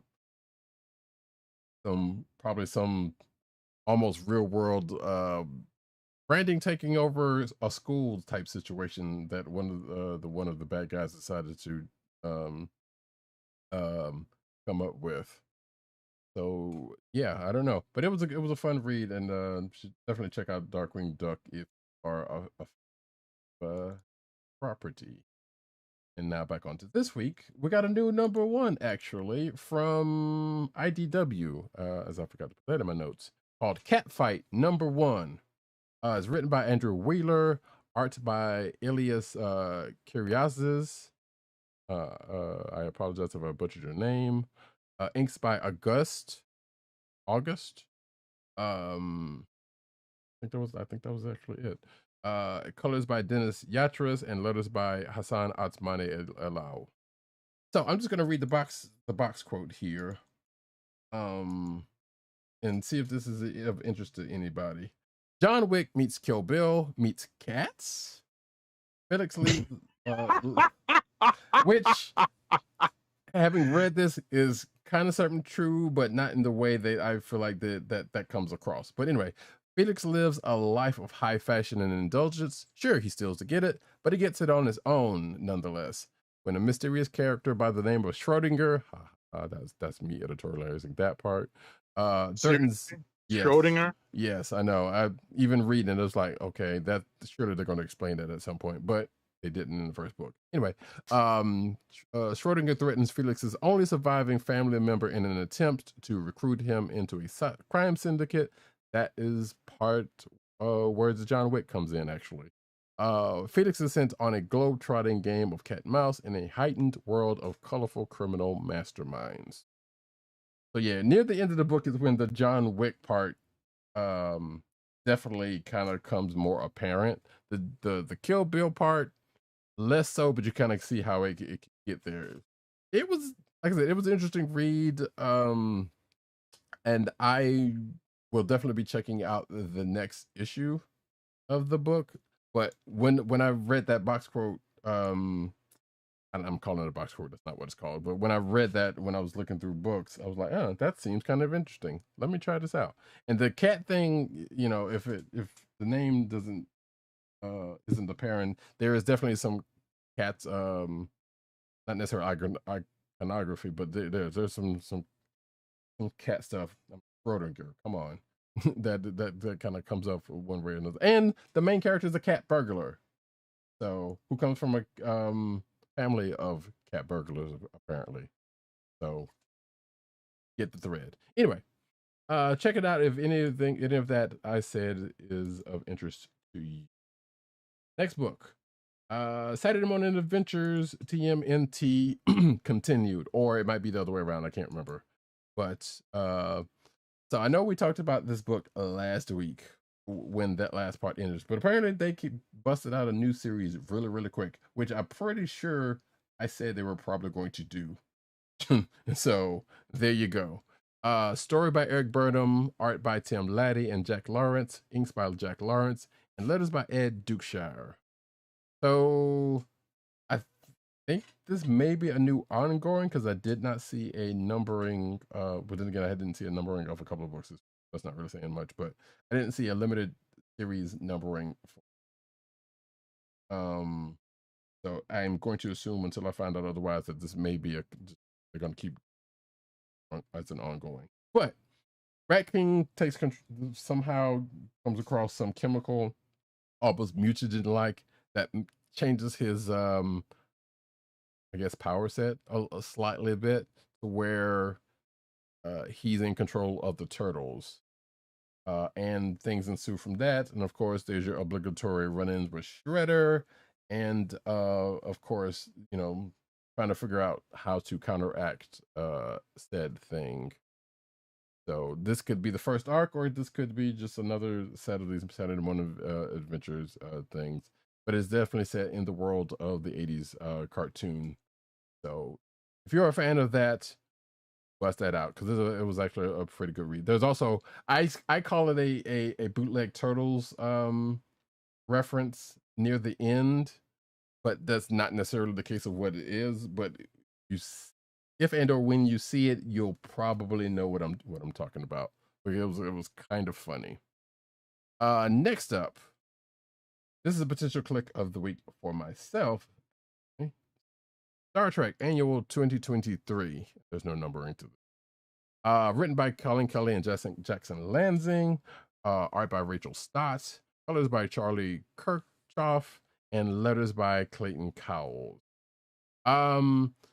So this is the annual for the year. This is also another lead into the Day of Blood event that is happening next month. Which, wow, I can say next month now because it actually is the case. But before that, in true Star Trek fashion, you have the episode where the crew kind of has some downtime on the way to a place. In this case, wherever Day of Blood is going to take place. They're still going to go after Kalis and whatnot. So there's some downtime. The crew's doing different things. Scotty's kind of doing Scotty stuff. Some other crew members are apparently in a game of D&D with Data as the DM, which was kind of funny, especially who was involved with that game.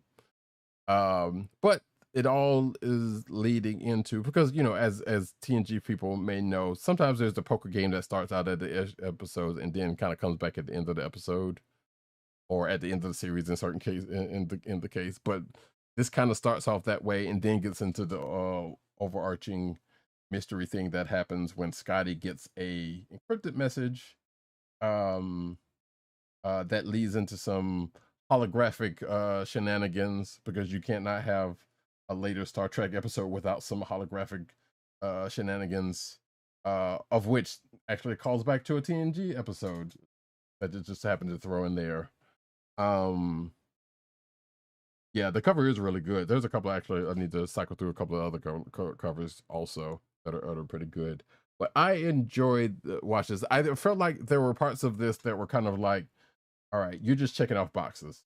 Even down to what how the story kind of go, or who shows up. And a lot of people show up because when it says Star Trek Annual, and if you're watching the video version and you see the cover, yeah, pretty much everybody on that shows up.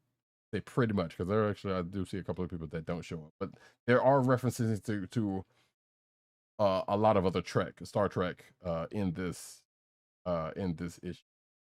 So in that respect, I loved it, but also it kind of felt like, all right, just check off the check off all the boxes. You can play your bingo by this one almost. They didn't have a trial, but nevertheless, it was a thing. I cycle through that one. There's that one. That's a pretty good cover. Also go to my next book, which is Star Wars, Sign of Star Wars number 4 of 5, written by Justina Ireland, art by Perry Perez, color artist Dono Sanchez Dono Sanchez Almara, and letters by VC's Travis Lanham. So it's still a family affair with Osana. But after the events of last issue, a couple of her family member has been captured or are in trouble, and her some other family members, including a family member that I am still questioning of actual relation that comes from the High Republic era, is involved in trying to kind of help out there. But that's a whole thing, and that she also comes to find out that there's another family member that is involved in what's going on. And of course, as Akbar would say, it's a trap. Because they do end up falling into one. So there you go. Thank you. But yeah, it's still a good read. I'm still I'm checking that. I've been enjoying checking that out. Oh, actually, I need to go back to Star Trek Annual real quick. Sorry. So the Star Trek Ongoing is a kind of a mix of different Trek, and we even have like 1 or 2 new characters. I come to find out reading this, that's something that I pretty much glossed over in the first issue of Star Trek, in that one of the characters who I thought was a new character is actually related to a Star Trek, I can't say classic, but a Star Trek character. Because there was an Andorian ensign who by the name of Sato, and I didn't put that together. That is the great granddaughter of Hoshi Sato from Enterprise. So even that character has some a Star Trek show legacy to it. But I didn't put that, and I think that kind of came up in the first issue, but I just glossed over that. So I was thinking that was a new character, but it actually technically kind of was and wasn't. It is a new character, just not one that's brand new, sort of. So it's kind of weird. Anyway, next up, Clobbering Time, number 3 of 5. Go. Story and art by Steve Scroce. I'm not sure how to pronounce that name. Color artist Brian Vedonza. Letters by VC's Joe Sabino. So I think 87 is not gonna read this, but he says he's behind, excuse me. But all I'm saying is, if there's a family member out there wanting to give me $5 million, I welcome them to it. You know where to find me. Don't expect anything in return, but feel it so by all means, bring it up. But that being said, a dinner with Alicia and Ben and Alicia and his favorite aunt and uncle leads to some magical shenanigans when Doctor Strange pops in. And there's something I've noticed with this book is that every time, so this is basically a Marvel team up or Marvel 2-in-1 book with Ben and whoever happens to show up. And in the last couple of issues, I've noticed, and this is a slight spoiler for Agent 7, so I apologize, but the people he's teamed up with don't leave in the same shape they come in with.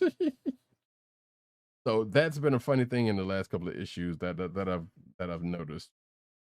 But we also get to find out the actual name of the dude that's kind of been floating around in periphery, which is no better than the name he's been going by. So I don't know what's going on there, but you know, it's leading somewhere, I'm sure. Next up, Avengers Beyond #3 of 5. Going back to what I was saying about Beyond and the Beyonder. This has been written by Derek Landy, pencils by the one and only Greg Land, inks by Jay Leiston, and colors by Frank Darmada, and letters by VC's Corey Pettit. Greg Land. Nope. Indeed, indeed. So the Black Order cometh, but not by Thanos' hand, apparently. And the Avengers, you know, are taking them on. Carol from Brothers was like, I'm taking all of y'all on, but doesn't happen. That doesn't happen for long. Captain America calls on some big brain power to help out with the situation, to bring the rest of the crew back into the fold.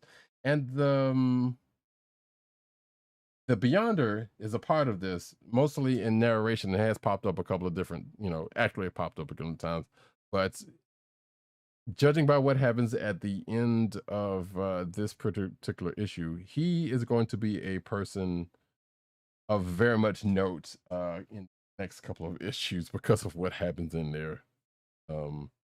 If you are a fan of Firefly, you are going to understand the words "curse your sudden but inevitable betrayal."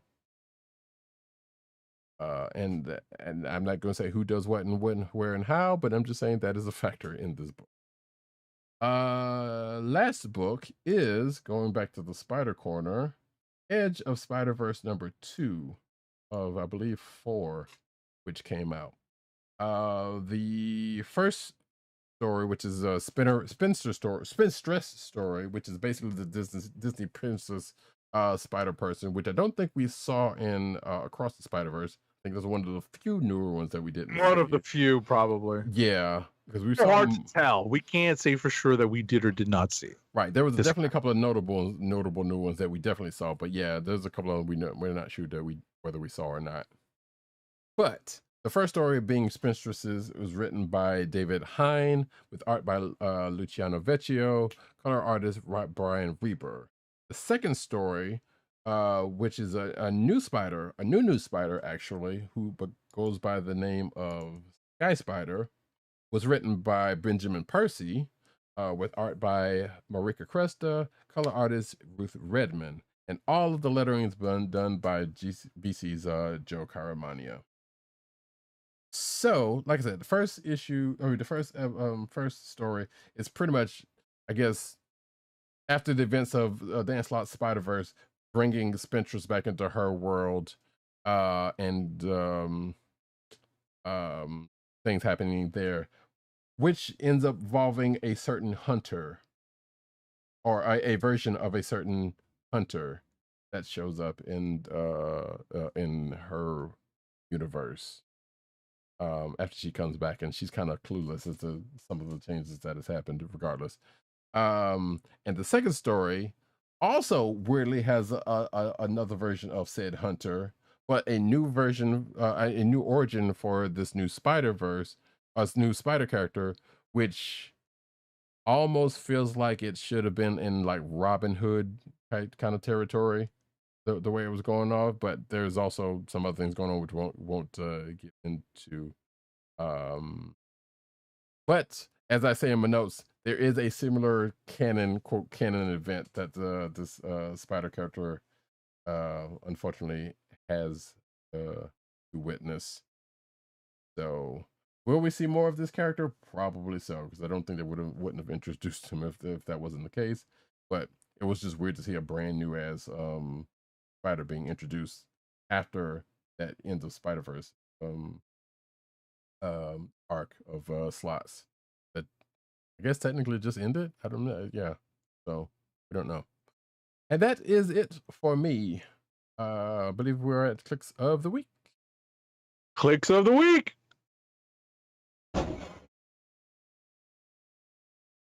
So we do have one from one of our other absent co-hosts.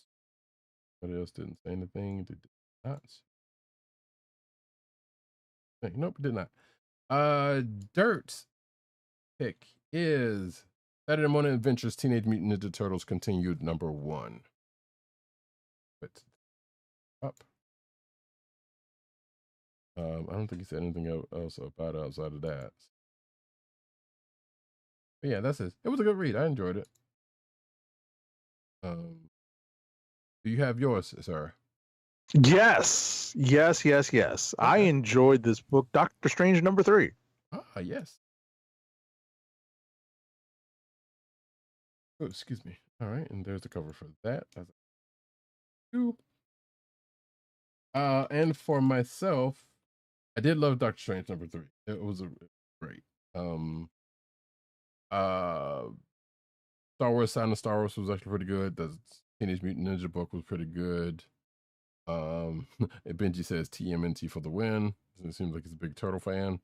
Catfight was interesting, but I think I might actually, it kind of, despite the I don't want to call it fan service, but it kind of slightly feels like it. I'm not totally terribly upset about it because it was kind of checking off the check boxes for Star Wars Annual 2023 is going to be my click.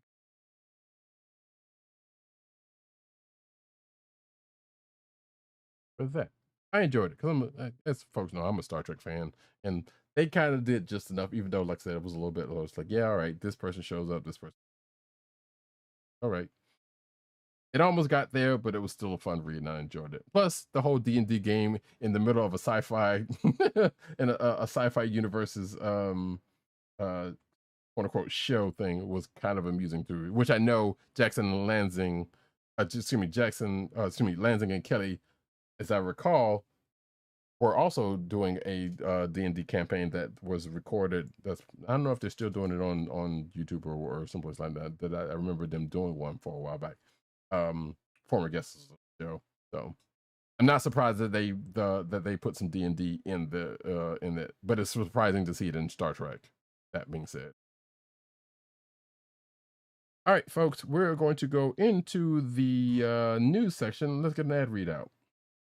Our first ad read of the night is for Wink, your personalized wine club. Wink is a world of wine delivered right to your door. From rosé to Cabernet to Torrontés, Wink has over 100 styles of wine to discover. Ever try an orange wine? Wink connects you to a world of exclusive wines tailored to your taste and delivered directly to your door. Wink delivers 4 bottles of wine to you every month with free shipping. You can pick your own bottles or let Wink choose and match to your taste. It doesn't cost a thing to become a member, and you can skip or cancel anytime. And now the listeners of the Comic Book Chronicles can enjoy an exclusive discount of $20 off your first order. So place your first order with $20 off. And to help keep our show free for you, go to our network website at cspn.us/wink. That's cspn.us/WINC.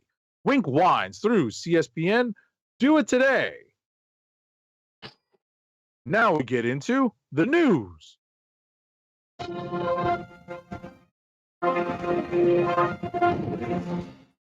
I went to go see if Runaways was on Disney Plus. It is not. They might have just taken it off because I think it was on for a while. Quite possible. I think they did end up taking some stuff off. Anyway, cinematic news. First up, a Resurrected Movie Pass has launched as of at least a week ago with 4 plans and a quote vague unlimited promise. It says it's starting at $10 a month. Movie Pass was an interesting idea when it first came out, and I would have loved for something like that to be the case. But I don't know, that whole thing was kind of crazy. And there are other places doing that kind of thing to a degree. But apparently, let's see, starting on May 25th, after a lengthy beta period, Movie Pass is now open for anyone to subscribe. like I said, there were 4 plans starting at $10 and going up from there, which gives you credits for a couple of movies a month, and it kind of goes up from there.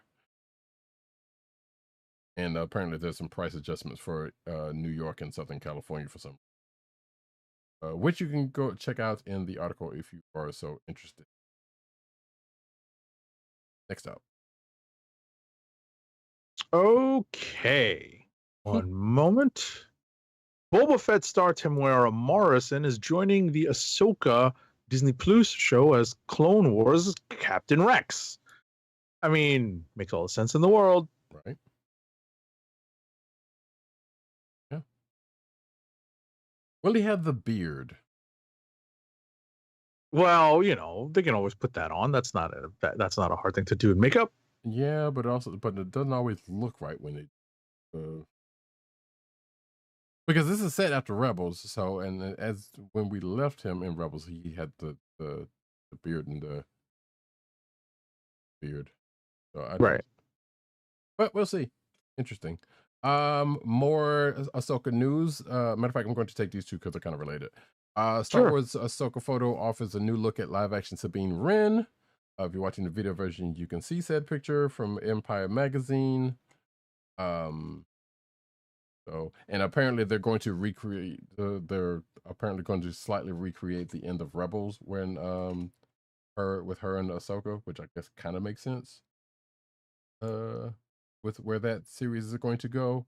And the next bit of art news is that from the same magazine but a different picture is Ahsoka in a pose with her two lightsabers. Get a good look at her lightsaber, which not surprising is the white ones she carried during Rebels. Of course. So and there's also the cover where it's just a face shot of her and the outline of somebody. That I'm not entirely sure who that is, but it doesn't look drawn. Right. That makes all actually, sense. it says here it looks like it's a silhouette of Thrawn, but it doesn't look like from this picture. But again, they're kind of going for 2 different things, so I'm not even gonna whatever. Next up. Alrighty. So you took those 2, right? Yeah.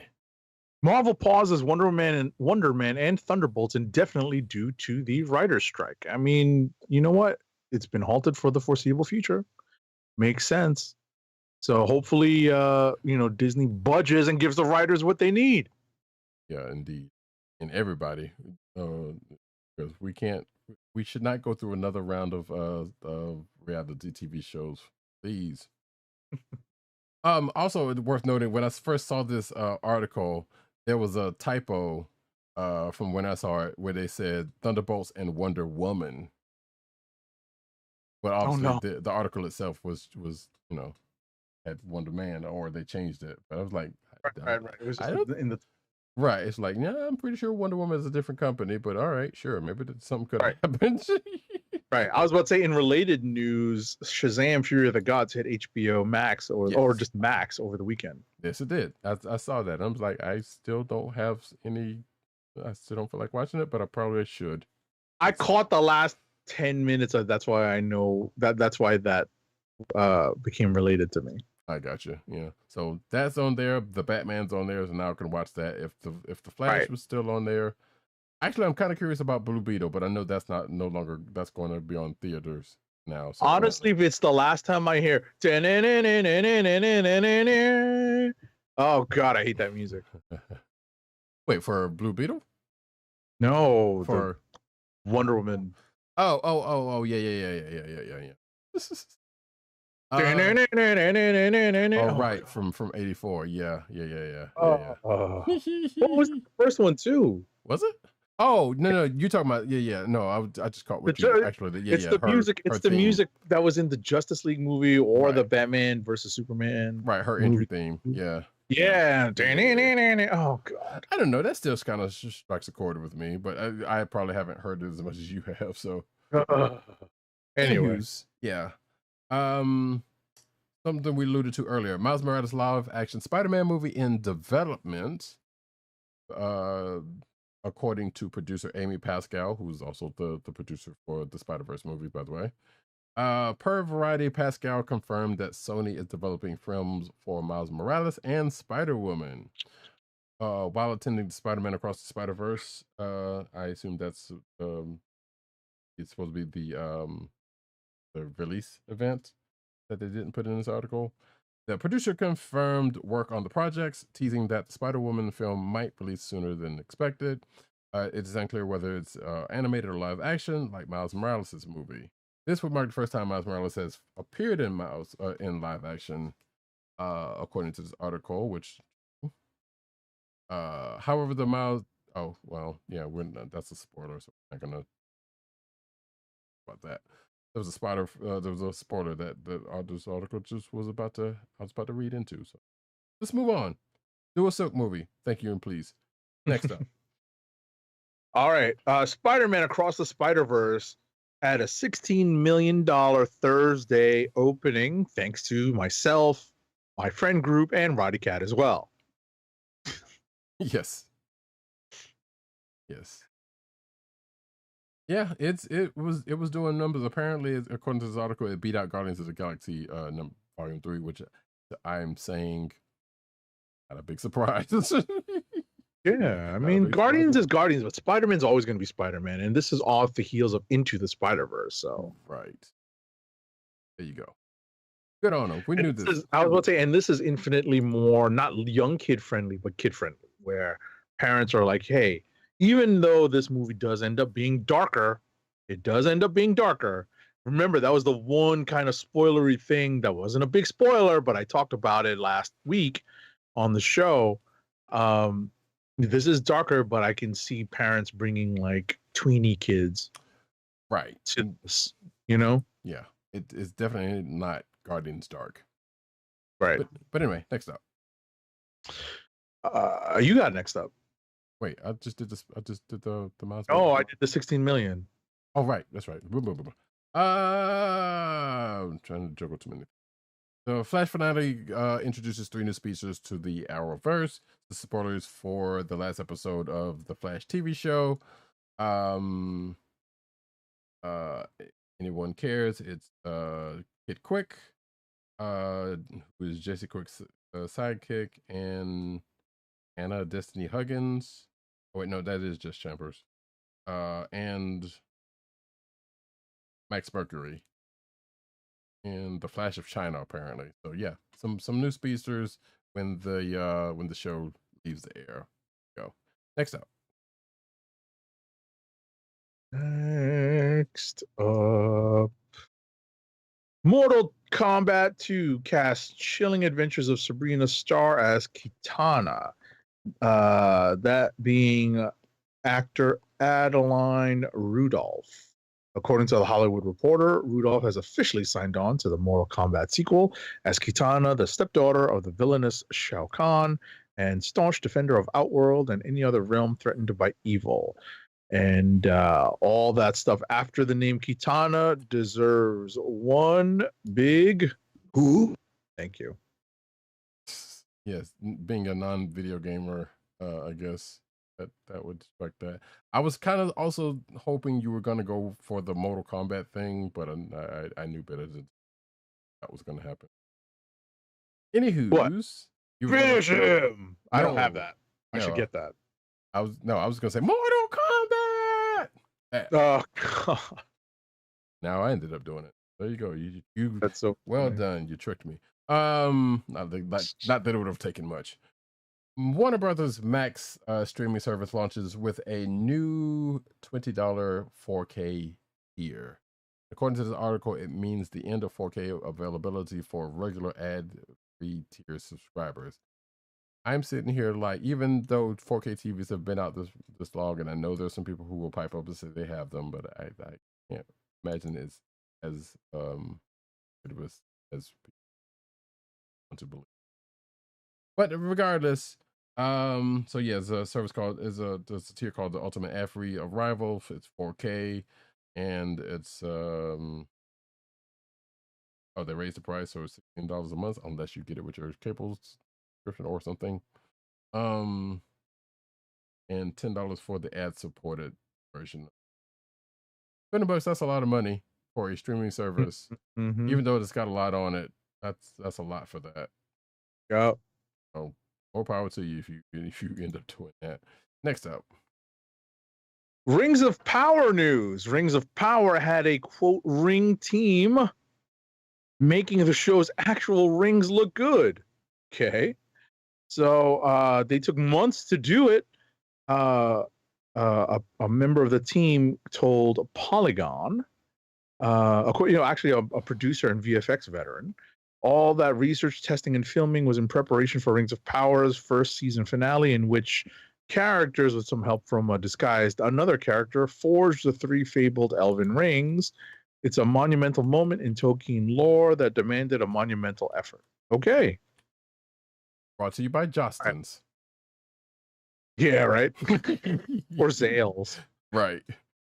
Because when I first saw it, I was like, damn, yeah, this is like flash rings. But wait, do folks even still know about Jostens at this point? Because I don't know where the kids are getting their class rings now. That's why I said Zales. Yeah, no. Because in the mall. Well, I guess, but I don't know if they would even know that. Or actually, there's the one I keep seeing the commercial for, but I'm not going to say. Anyway, it doesn't matter. Hey, guess what, folks? Speaking of Trek news, you can watch the entire first season of Star Trek Strange New Worlds for free for a limited time on YouTube, officially.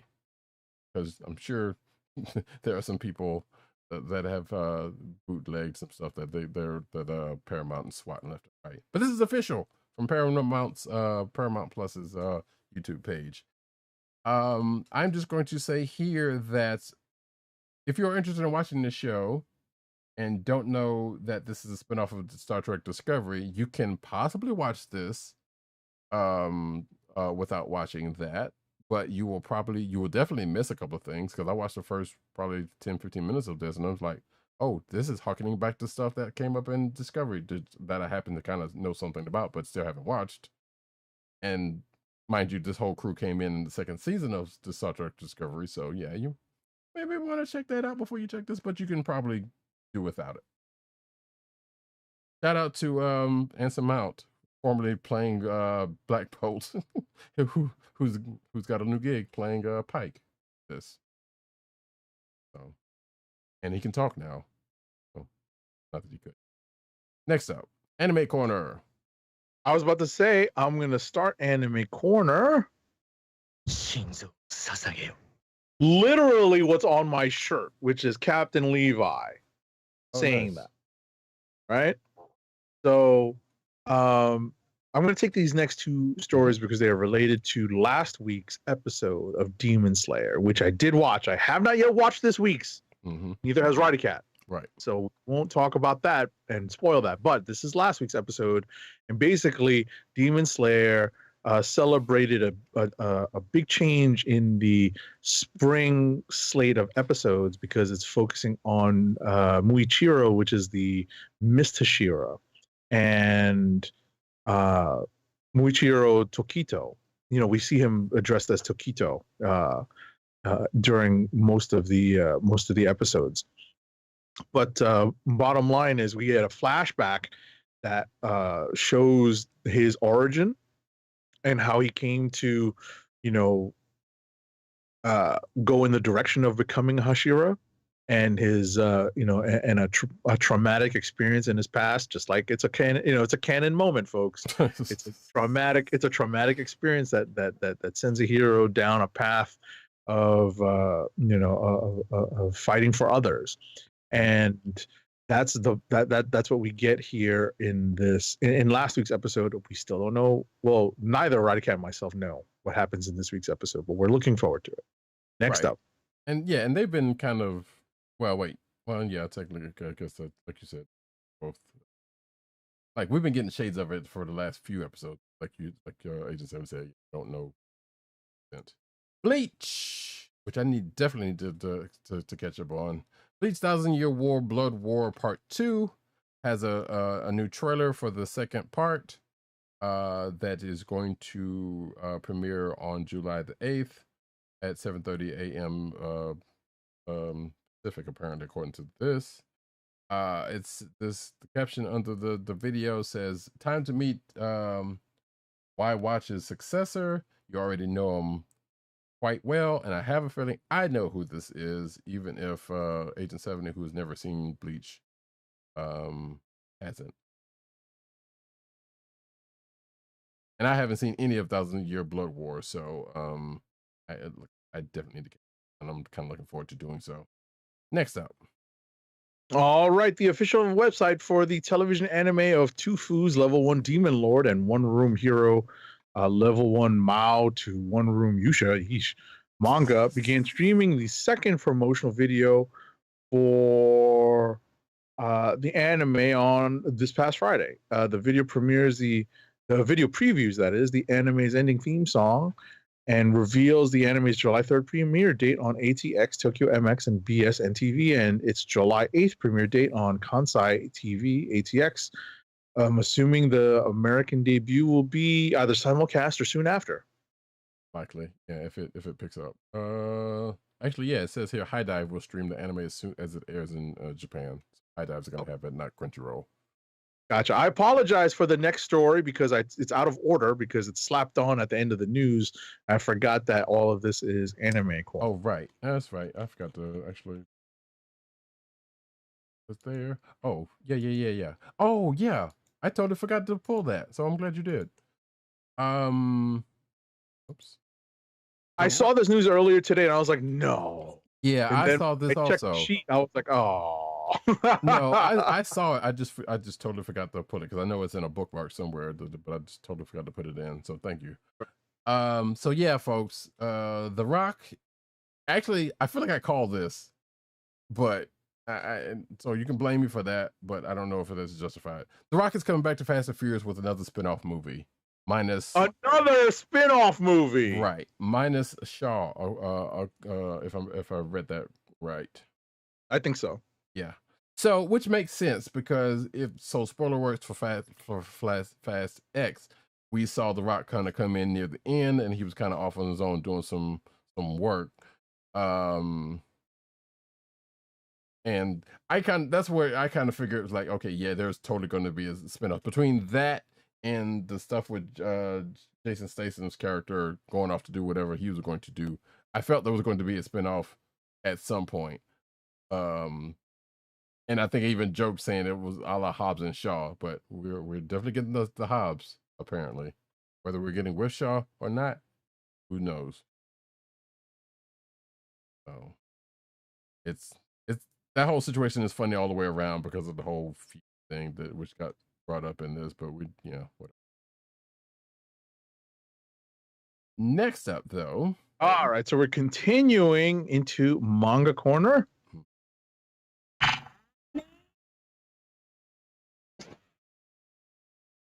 All right, so you get a concept trailer of the Attack on Titan VR, which is titled Unbreakable. This was at the Meta Quest Showcase 2023. I mean, listen, you get to strap on into your ODM gear and take on killer titans while protecting your homeland. That's a lot of fun. And you can yell out, Shinzo Sasageo the whole time. It looks interesting, and I can only imagine people get motion sickening having a time with that.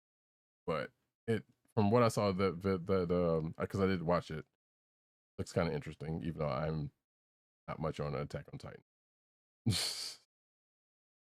That being said, we're going into the toy corner with Life Finds a Way to Make Jurassic Park even cooler with new Transformers mashup. I wish I had not read the title, but nevertheless. So yeah, Transformers mixed with Jurassic Park. We got new figures. There's a Jeep, and there's I think that was a Velociraptor. A Dilophosaurus, excuse me. Now, you might be saying to yourself, if you're a Transformers fan, hey, don't we kind of already have Jurassic Park with the Dinobots? Right. Or whatever the Beast Wars. We got Dinobot from the Beast Wars. You got what is Bruticus? That's Destructicons. I don't know. Either way, there's no shortage. No, I think Bruticus is the Combaticons. Yes, I think you're right. But regardless, I think there is another set of combiners that's that are animal / dinosaur based that is not Dinobots, and I think they did make a set of Dinobots, Dinobots that were combiners at some point. I never forgot. But anyway, so yes, this is the Jurassic Park branded thing. Now, again, as a fan of Transformers, as a moderate fan of Jurassic Park, one of these might be a buy. You can almost guess which one it is. Spoiler alert, it is not the dinosaur themed one. I mean, it looks all right from the pictures. If you're watching the video version of this, it looks all right. But I'd rather have the Jeep. Although there is also another Jeep Transformer.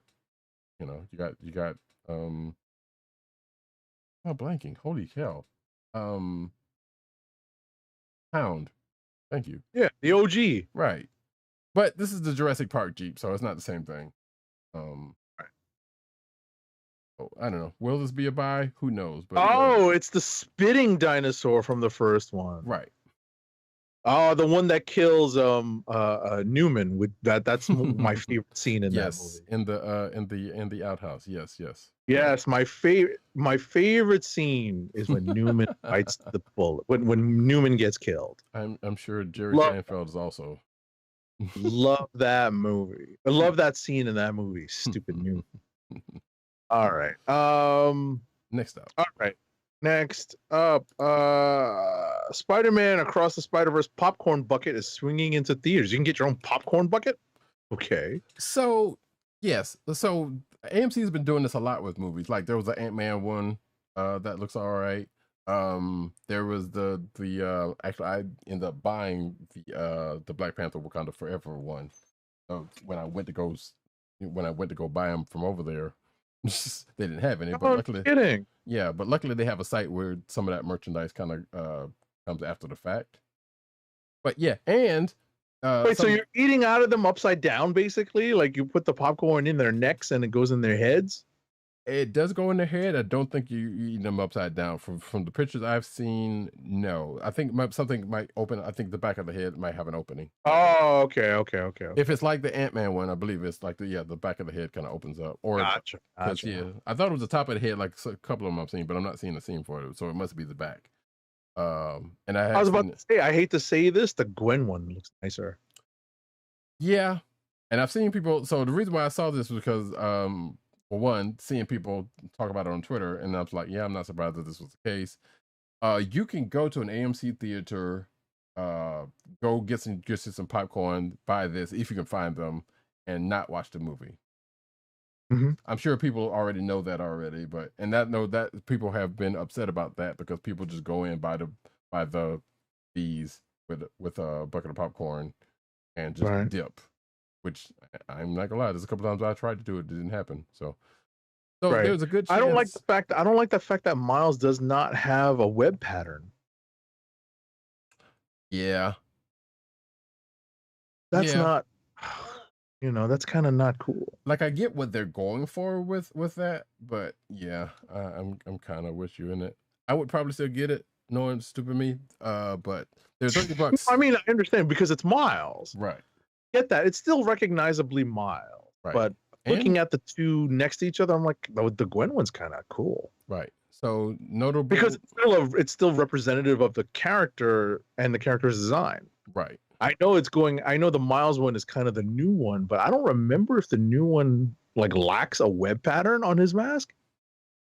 You know what? I don't remember. Right. That's why I'm just kind of like, oh, okay. Yeah. So, but that being said, $30 and a piece, by the way. These can be yours with a bucket of popcorn. But, yeah, that's expensive.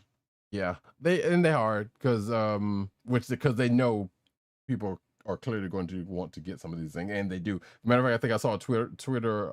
Somebody tweeted that somebody was selling them, that was going in there getting them and selling them because they had a couple of them in the back of the car already. So, jeez, it's kind of crazy out there. And I think there was a Super Mario one that was like a question block. But yeah. Anyway, so yeah, that's out there if you want it, and probably already sold out. But I'm sure there's.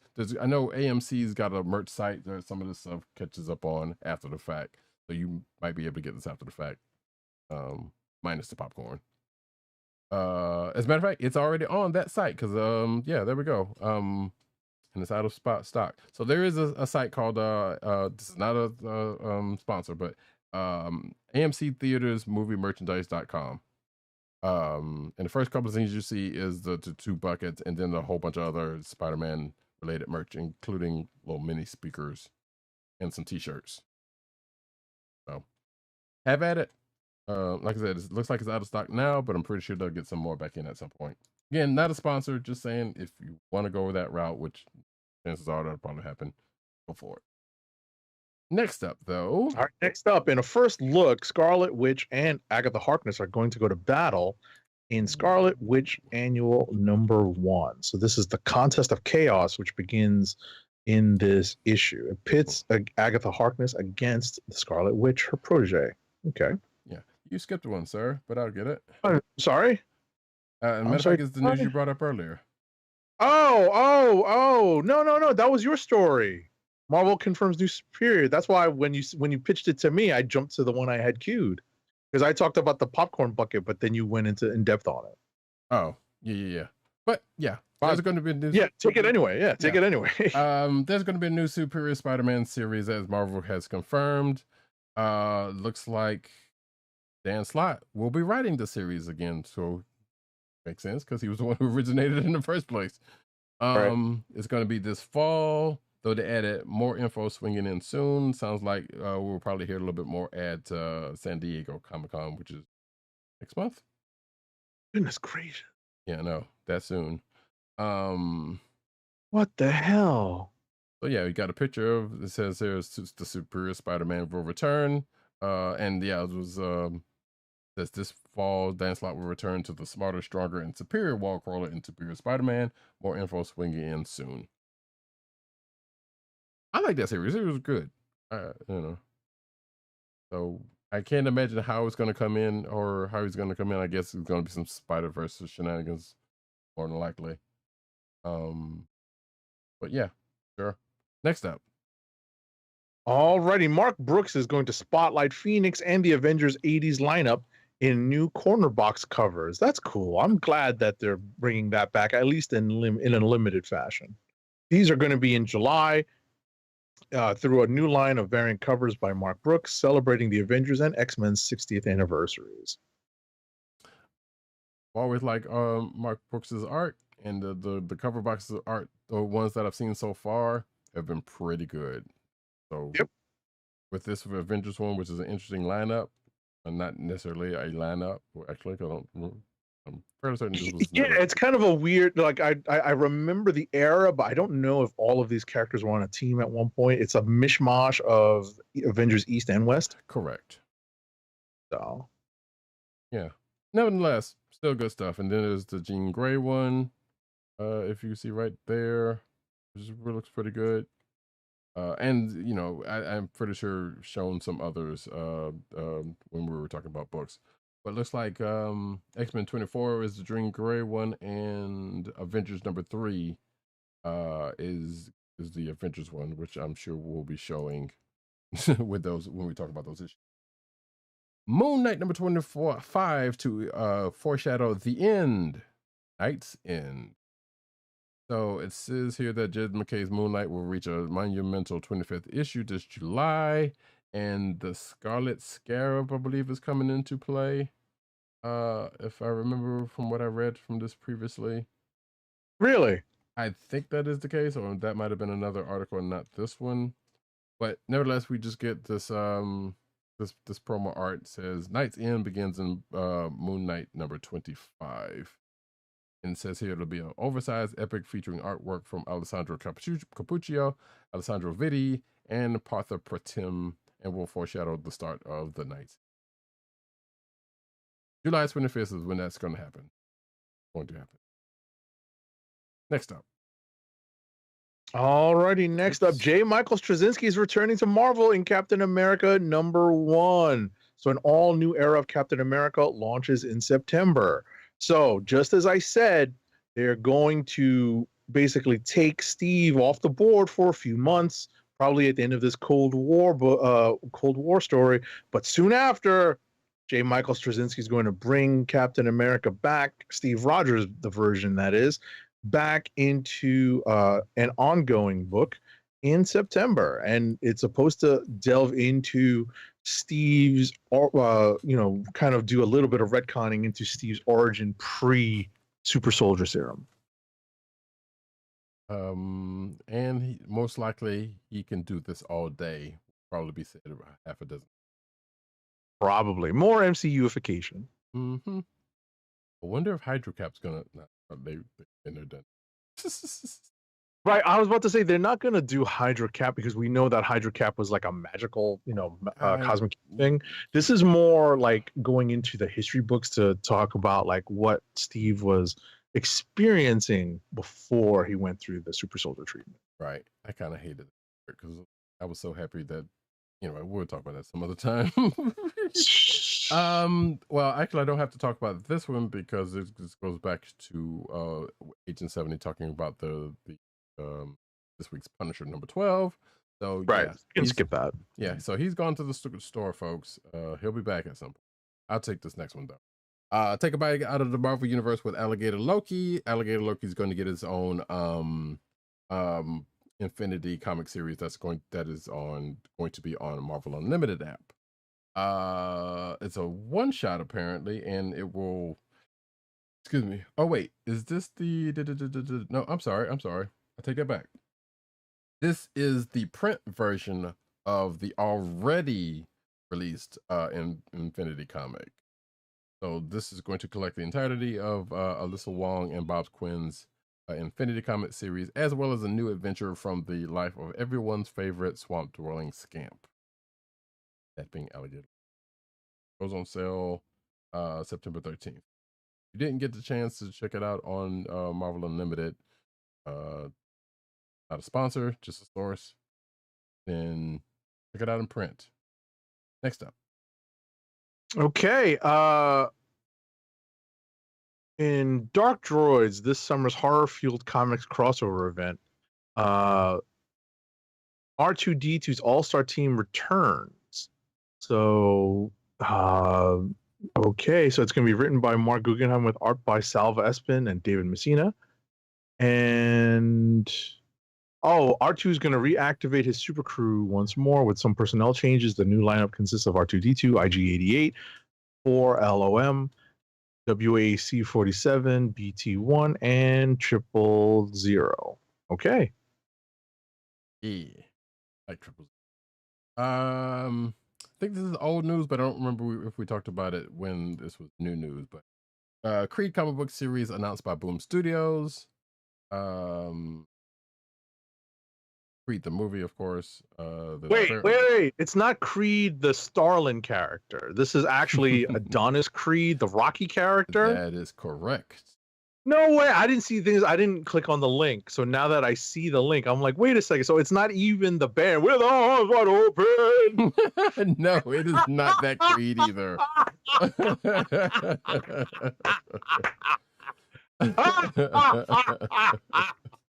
Oh, Jesus. I'm mad at you for even bringing that song up. Oh, man. Oh, this is how we fight the Sunday scaries, folks. But yeah, so the book is going to... I'm sorry. No, you're good. You're good. The book is going to begin 10 years after the events of Creed 3. I have not seen Creed 1 and 2, so okay. I think Creed 3 is Creed 3 streaming? It's got to be streaming already. Probably by now. It has to be, right? Yeah. Gotta double check. I gotta double check to see where it's streaming because I did watch 1 and 2. I just haven't not watched 3. Right. So it's a 4-issue series. Again, like I said, set after Creed 3. Do we have a date? Again, this is old, a couple months old. There's some preview pages if you want to check that out. And this is definitely working with Michael B. Jordan's company, of course. You know what's funny? What's that? Creed 3 will premiere on Amazon Prime Video on Friday, June 9th. So it is this coming weekend. Oh, there you go. There you go. Jordan collaborated with writers, co-writers Latoya Morgan and Jay Jameson on the series Dark Blood, Walking Dead, and for Latoya Morgan and Jay Jameson, Man and Lois. And art is going to be by Wilton Santos and colors DJ Chavez.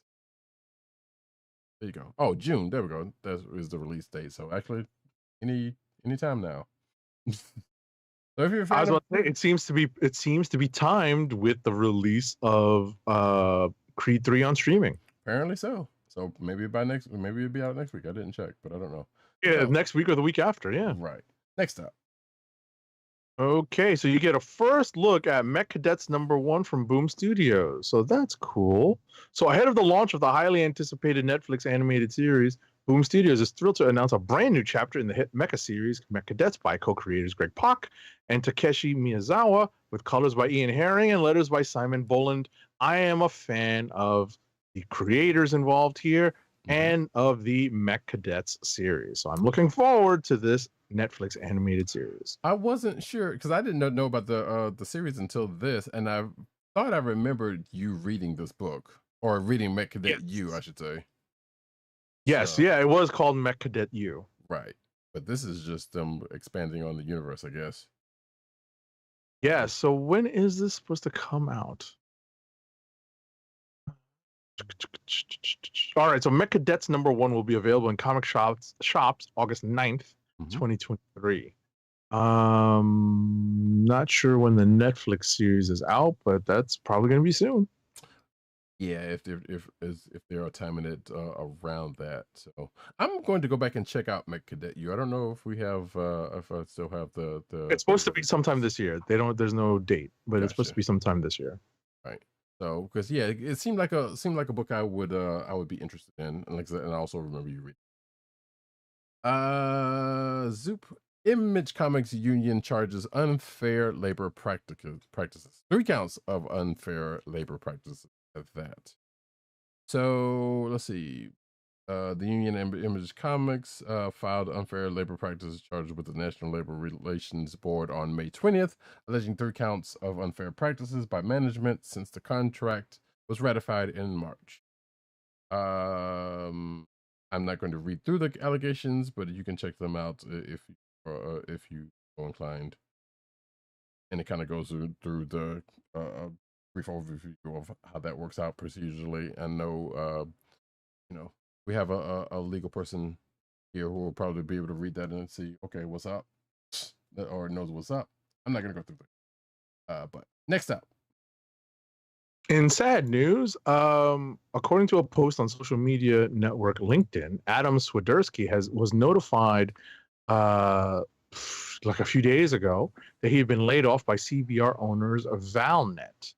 Swiderski became editor-in-chief of the site in July 2022 and is still listed on the site's About Us page. That might be outdated news now. His is the second high-profile departure from the site in the past month. Greg Katzman, who served as exclusive content and PR manager, announced on May 15th that he was leaving CBR to take on the senior public relations manager position at IDW Publishing. CBR, formerly Comic Book Resources, the name change occurred in August 2016, was founded in 1995 by Jonah Weiland. I remember it back then. So, and that's unfortunately not the only CBR news, because actually this next article is pretty much the way I found out about the article just mentioned, because CBR is going through a major overhaul due to, quote, culture and performance issues. And I've been hearing some rumbles on Twitter about the owner of Valnet kind of some bad practices. Or not bad practices, some rumor rumbling going on with that, and that Swiderski is not the only one to go. As I mentioned, there's also a couple of other people that have also been laid off because of this. Let's see. It says here Stephen Girding and features editor Christopher Baggett. Both looks like who've been with the site for a good length of time. And I think the other reason why I saw this was because I saw our very own Tim Dog 98 talking about, I think, one and or both of these people, or one of these people that he worked with when he was still working with TR. So, and because apparently he had heard about what happened to them and kind of said something.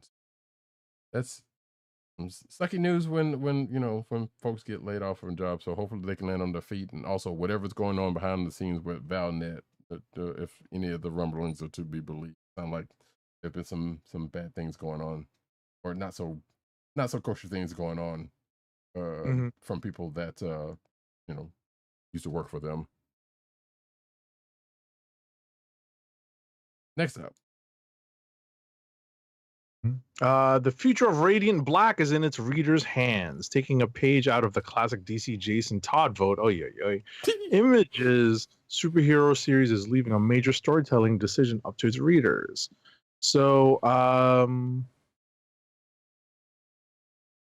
okay, so this week's Radiant Black number 24 by Kyle Higgins, Marcelo Costa. Is this last week or this week? I think this is. Oh no, this is from earlier this month, or earlier in May. Right. So this is May's issue.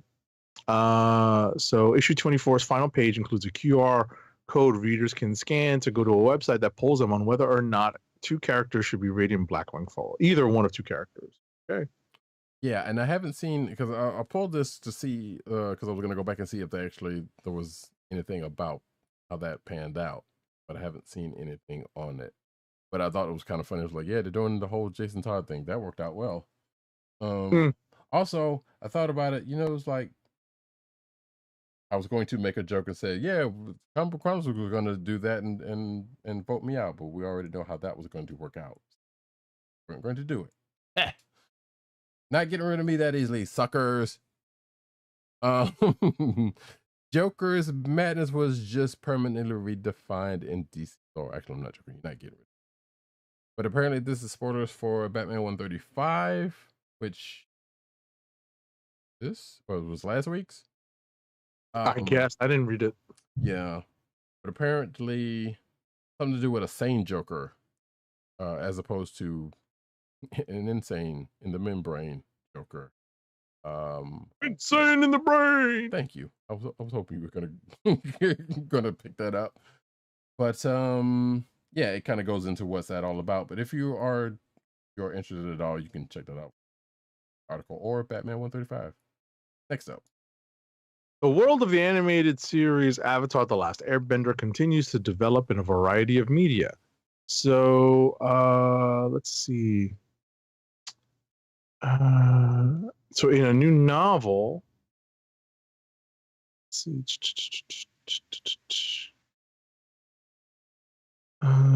So it's the latest story arc, and it closes with a fresh look at a powerful villain. So this is the legacy of Yang Chen, and I'm trying to figure out how this should be summarized. This is a long article. This is like an excerpt. Right. This basically this is an excerpt from the novel. Right. That's the main thing about this. And I think I'm trying to remember, I was gonna say when this novel is supposed to take place, but I don't think I see. Right. And I was looking for a release date too. Yeah. Oh, it says here this looks back on the conflicts and triumphs of the people who served as Avatar long before Aang. So it's pretty much before the Last Airbender show. Right, probably. So it's a prequel. Again, I'm just looking for a release date and price if there is one. But I guess not. No, I don't know. Yeah. But probably soon though, so it's fine. If you got preview pages, it can't be that far, out. Yeah. But hey, if you're interested in that, if you're a fan of the Last Airbender and that world, hey, go for it. But with that, that's the end of the news. we get one last ad read. Yes, that is the end of the news. I just wanted to touch on the ending of two series that are not genre based, but two series that I have been following.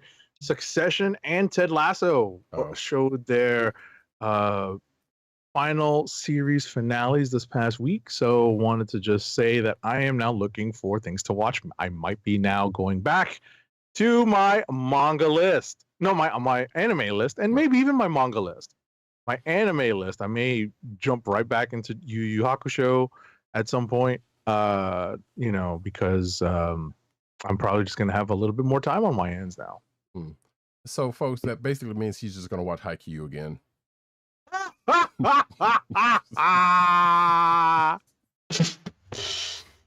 We know this.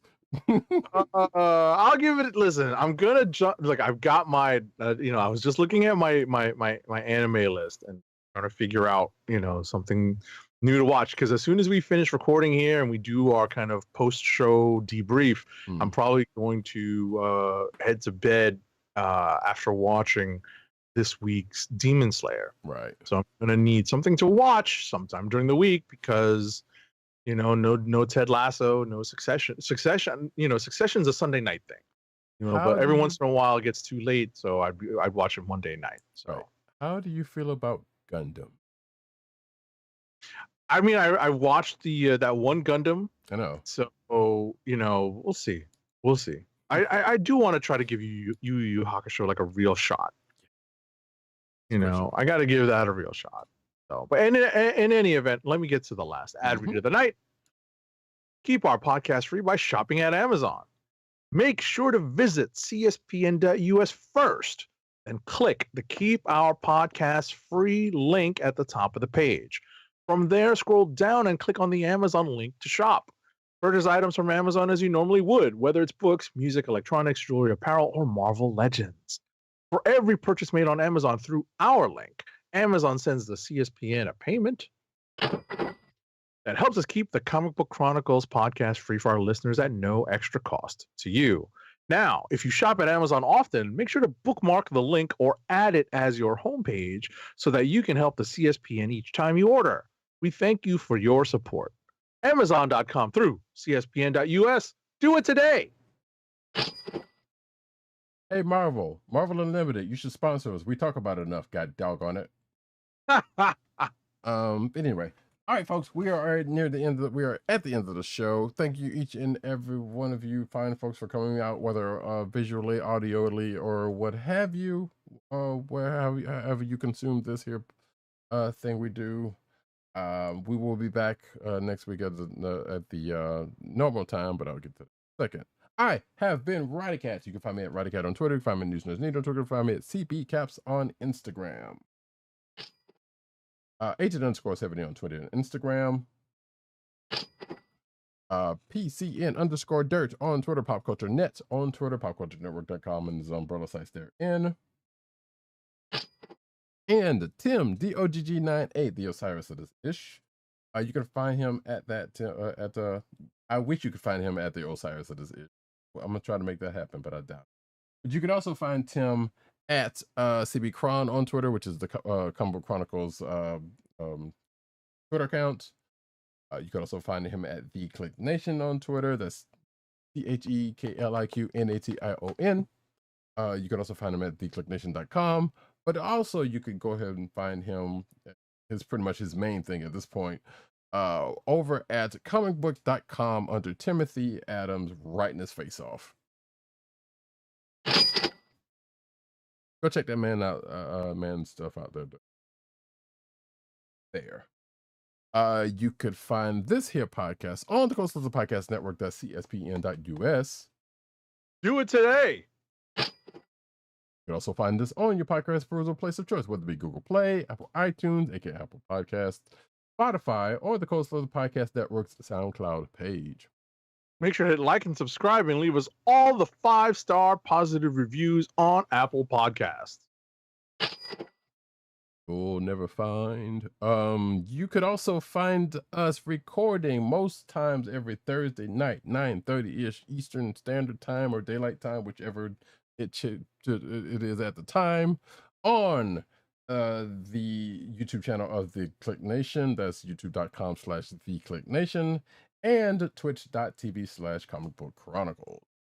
Make sure to hit like and subscribe and leave us the positive reviews and hit the notification button so you know when we are recording. Yeah.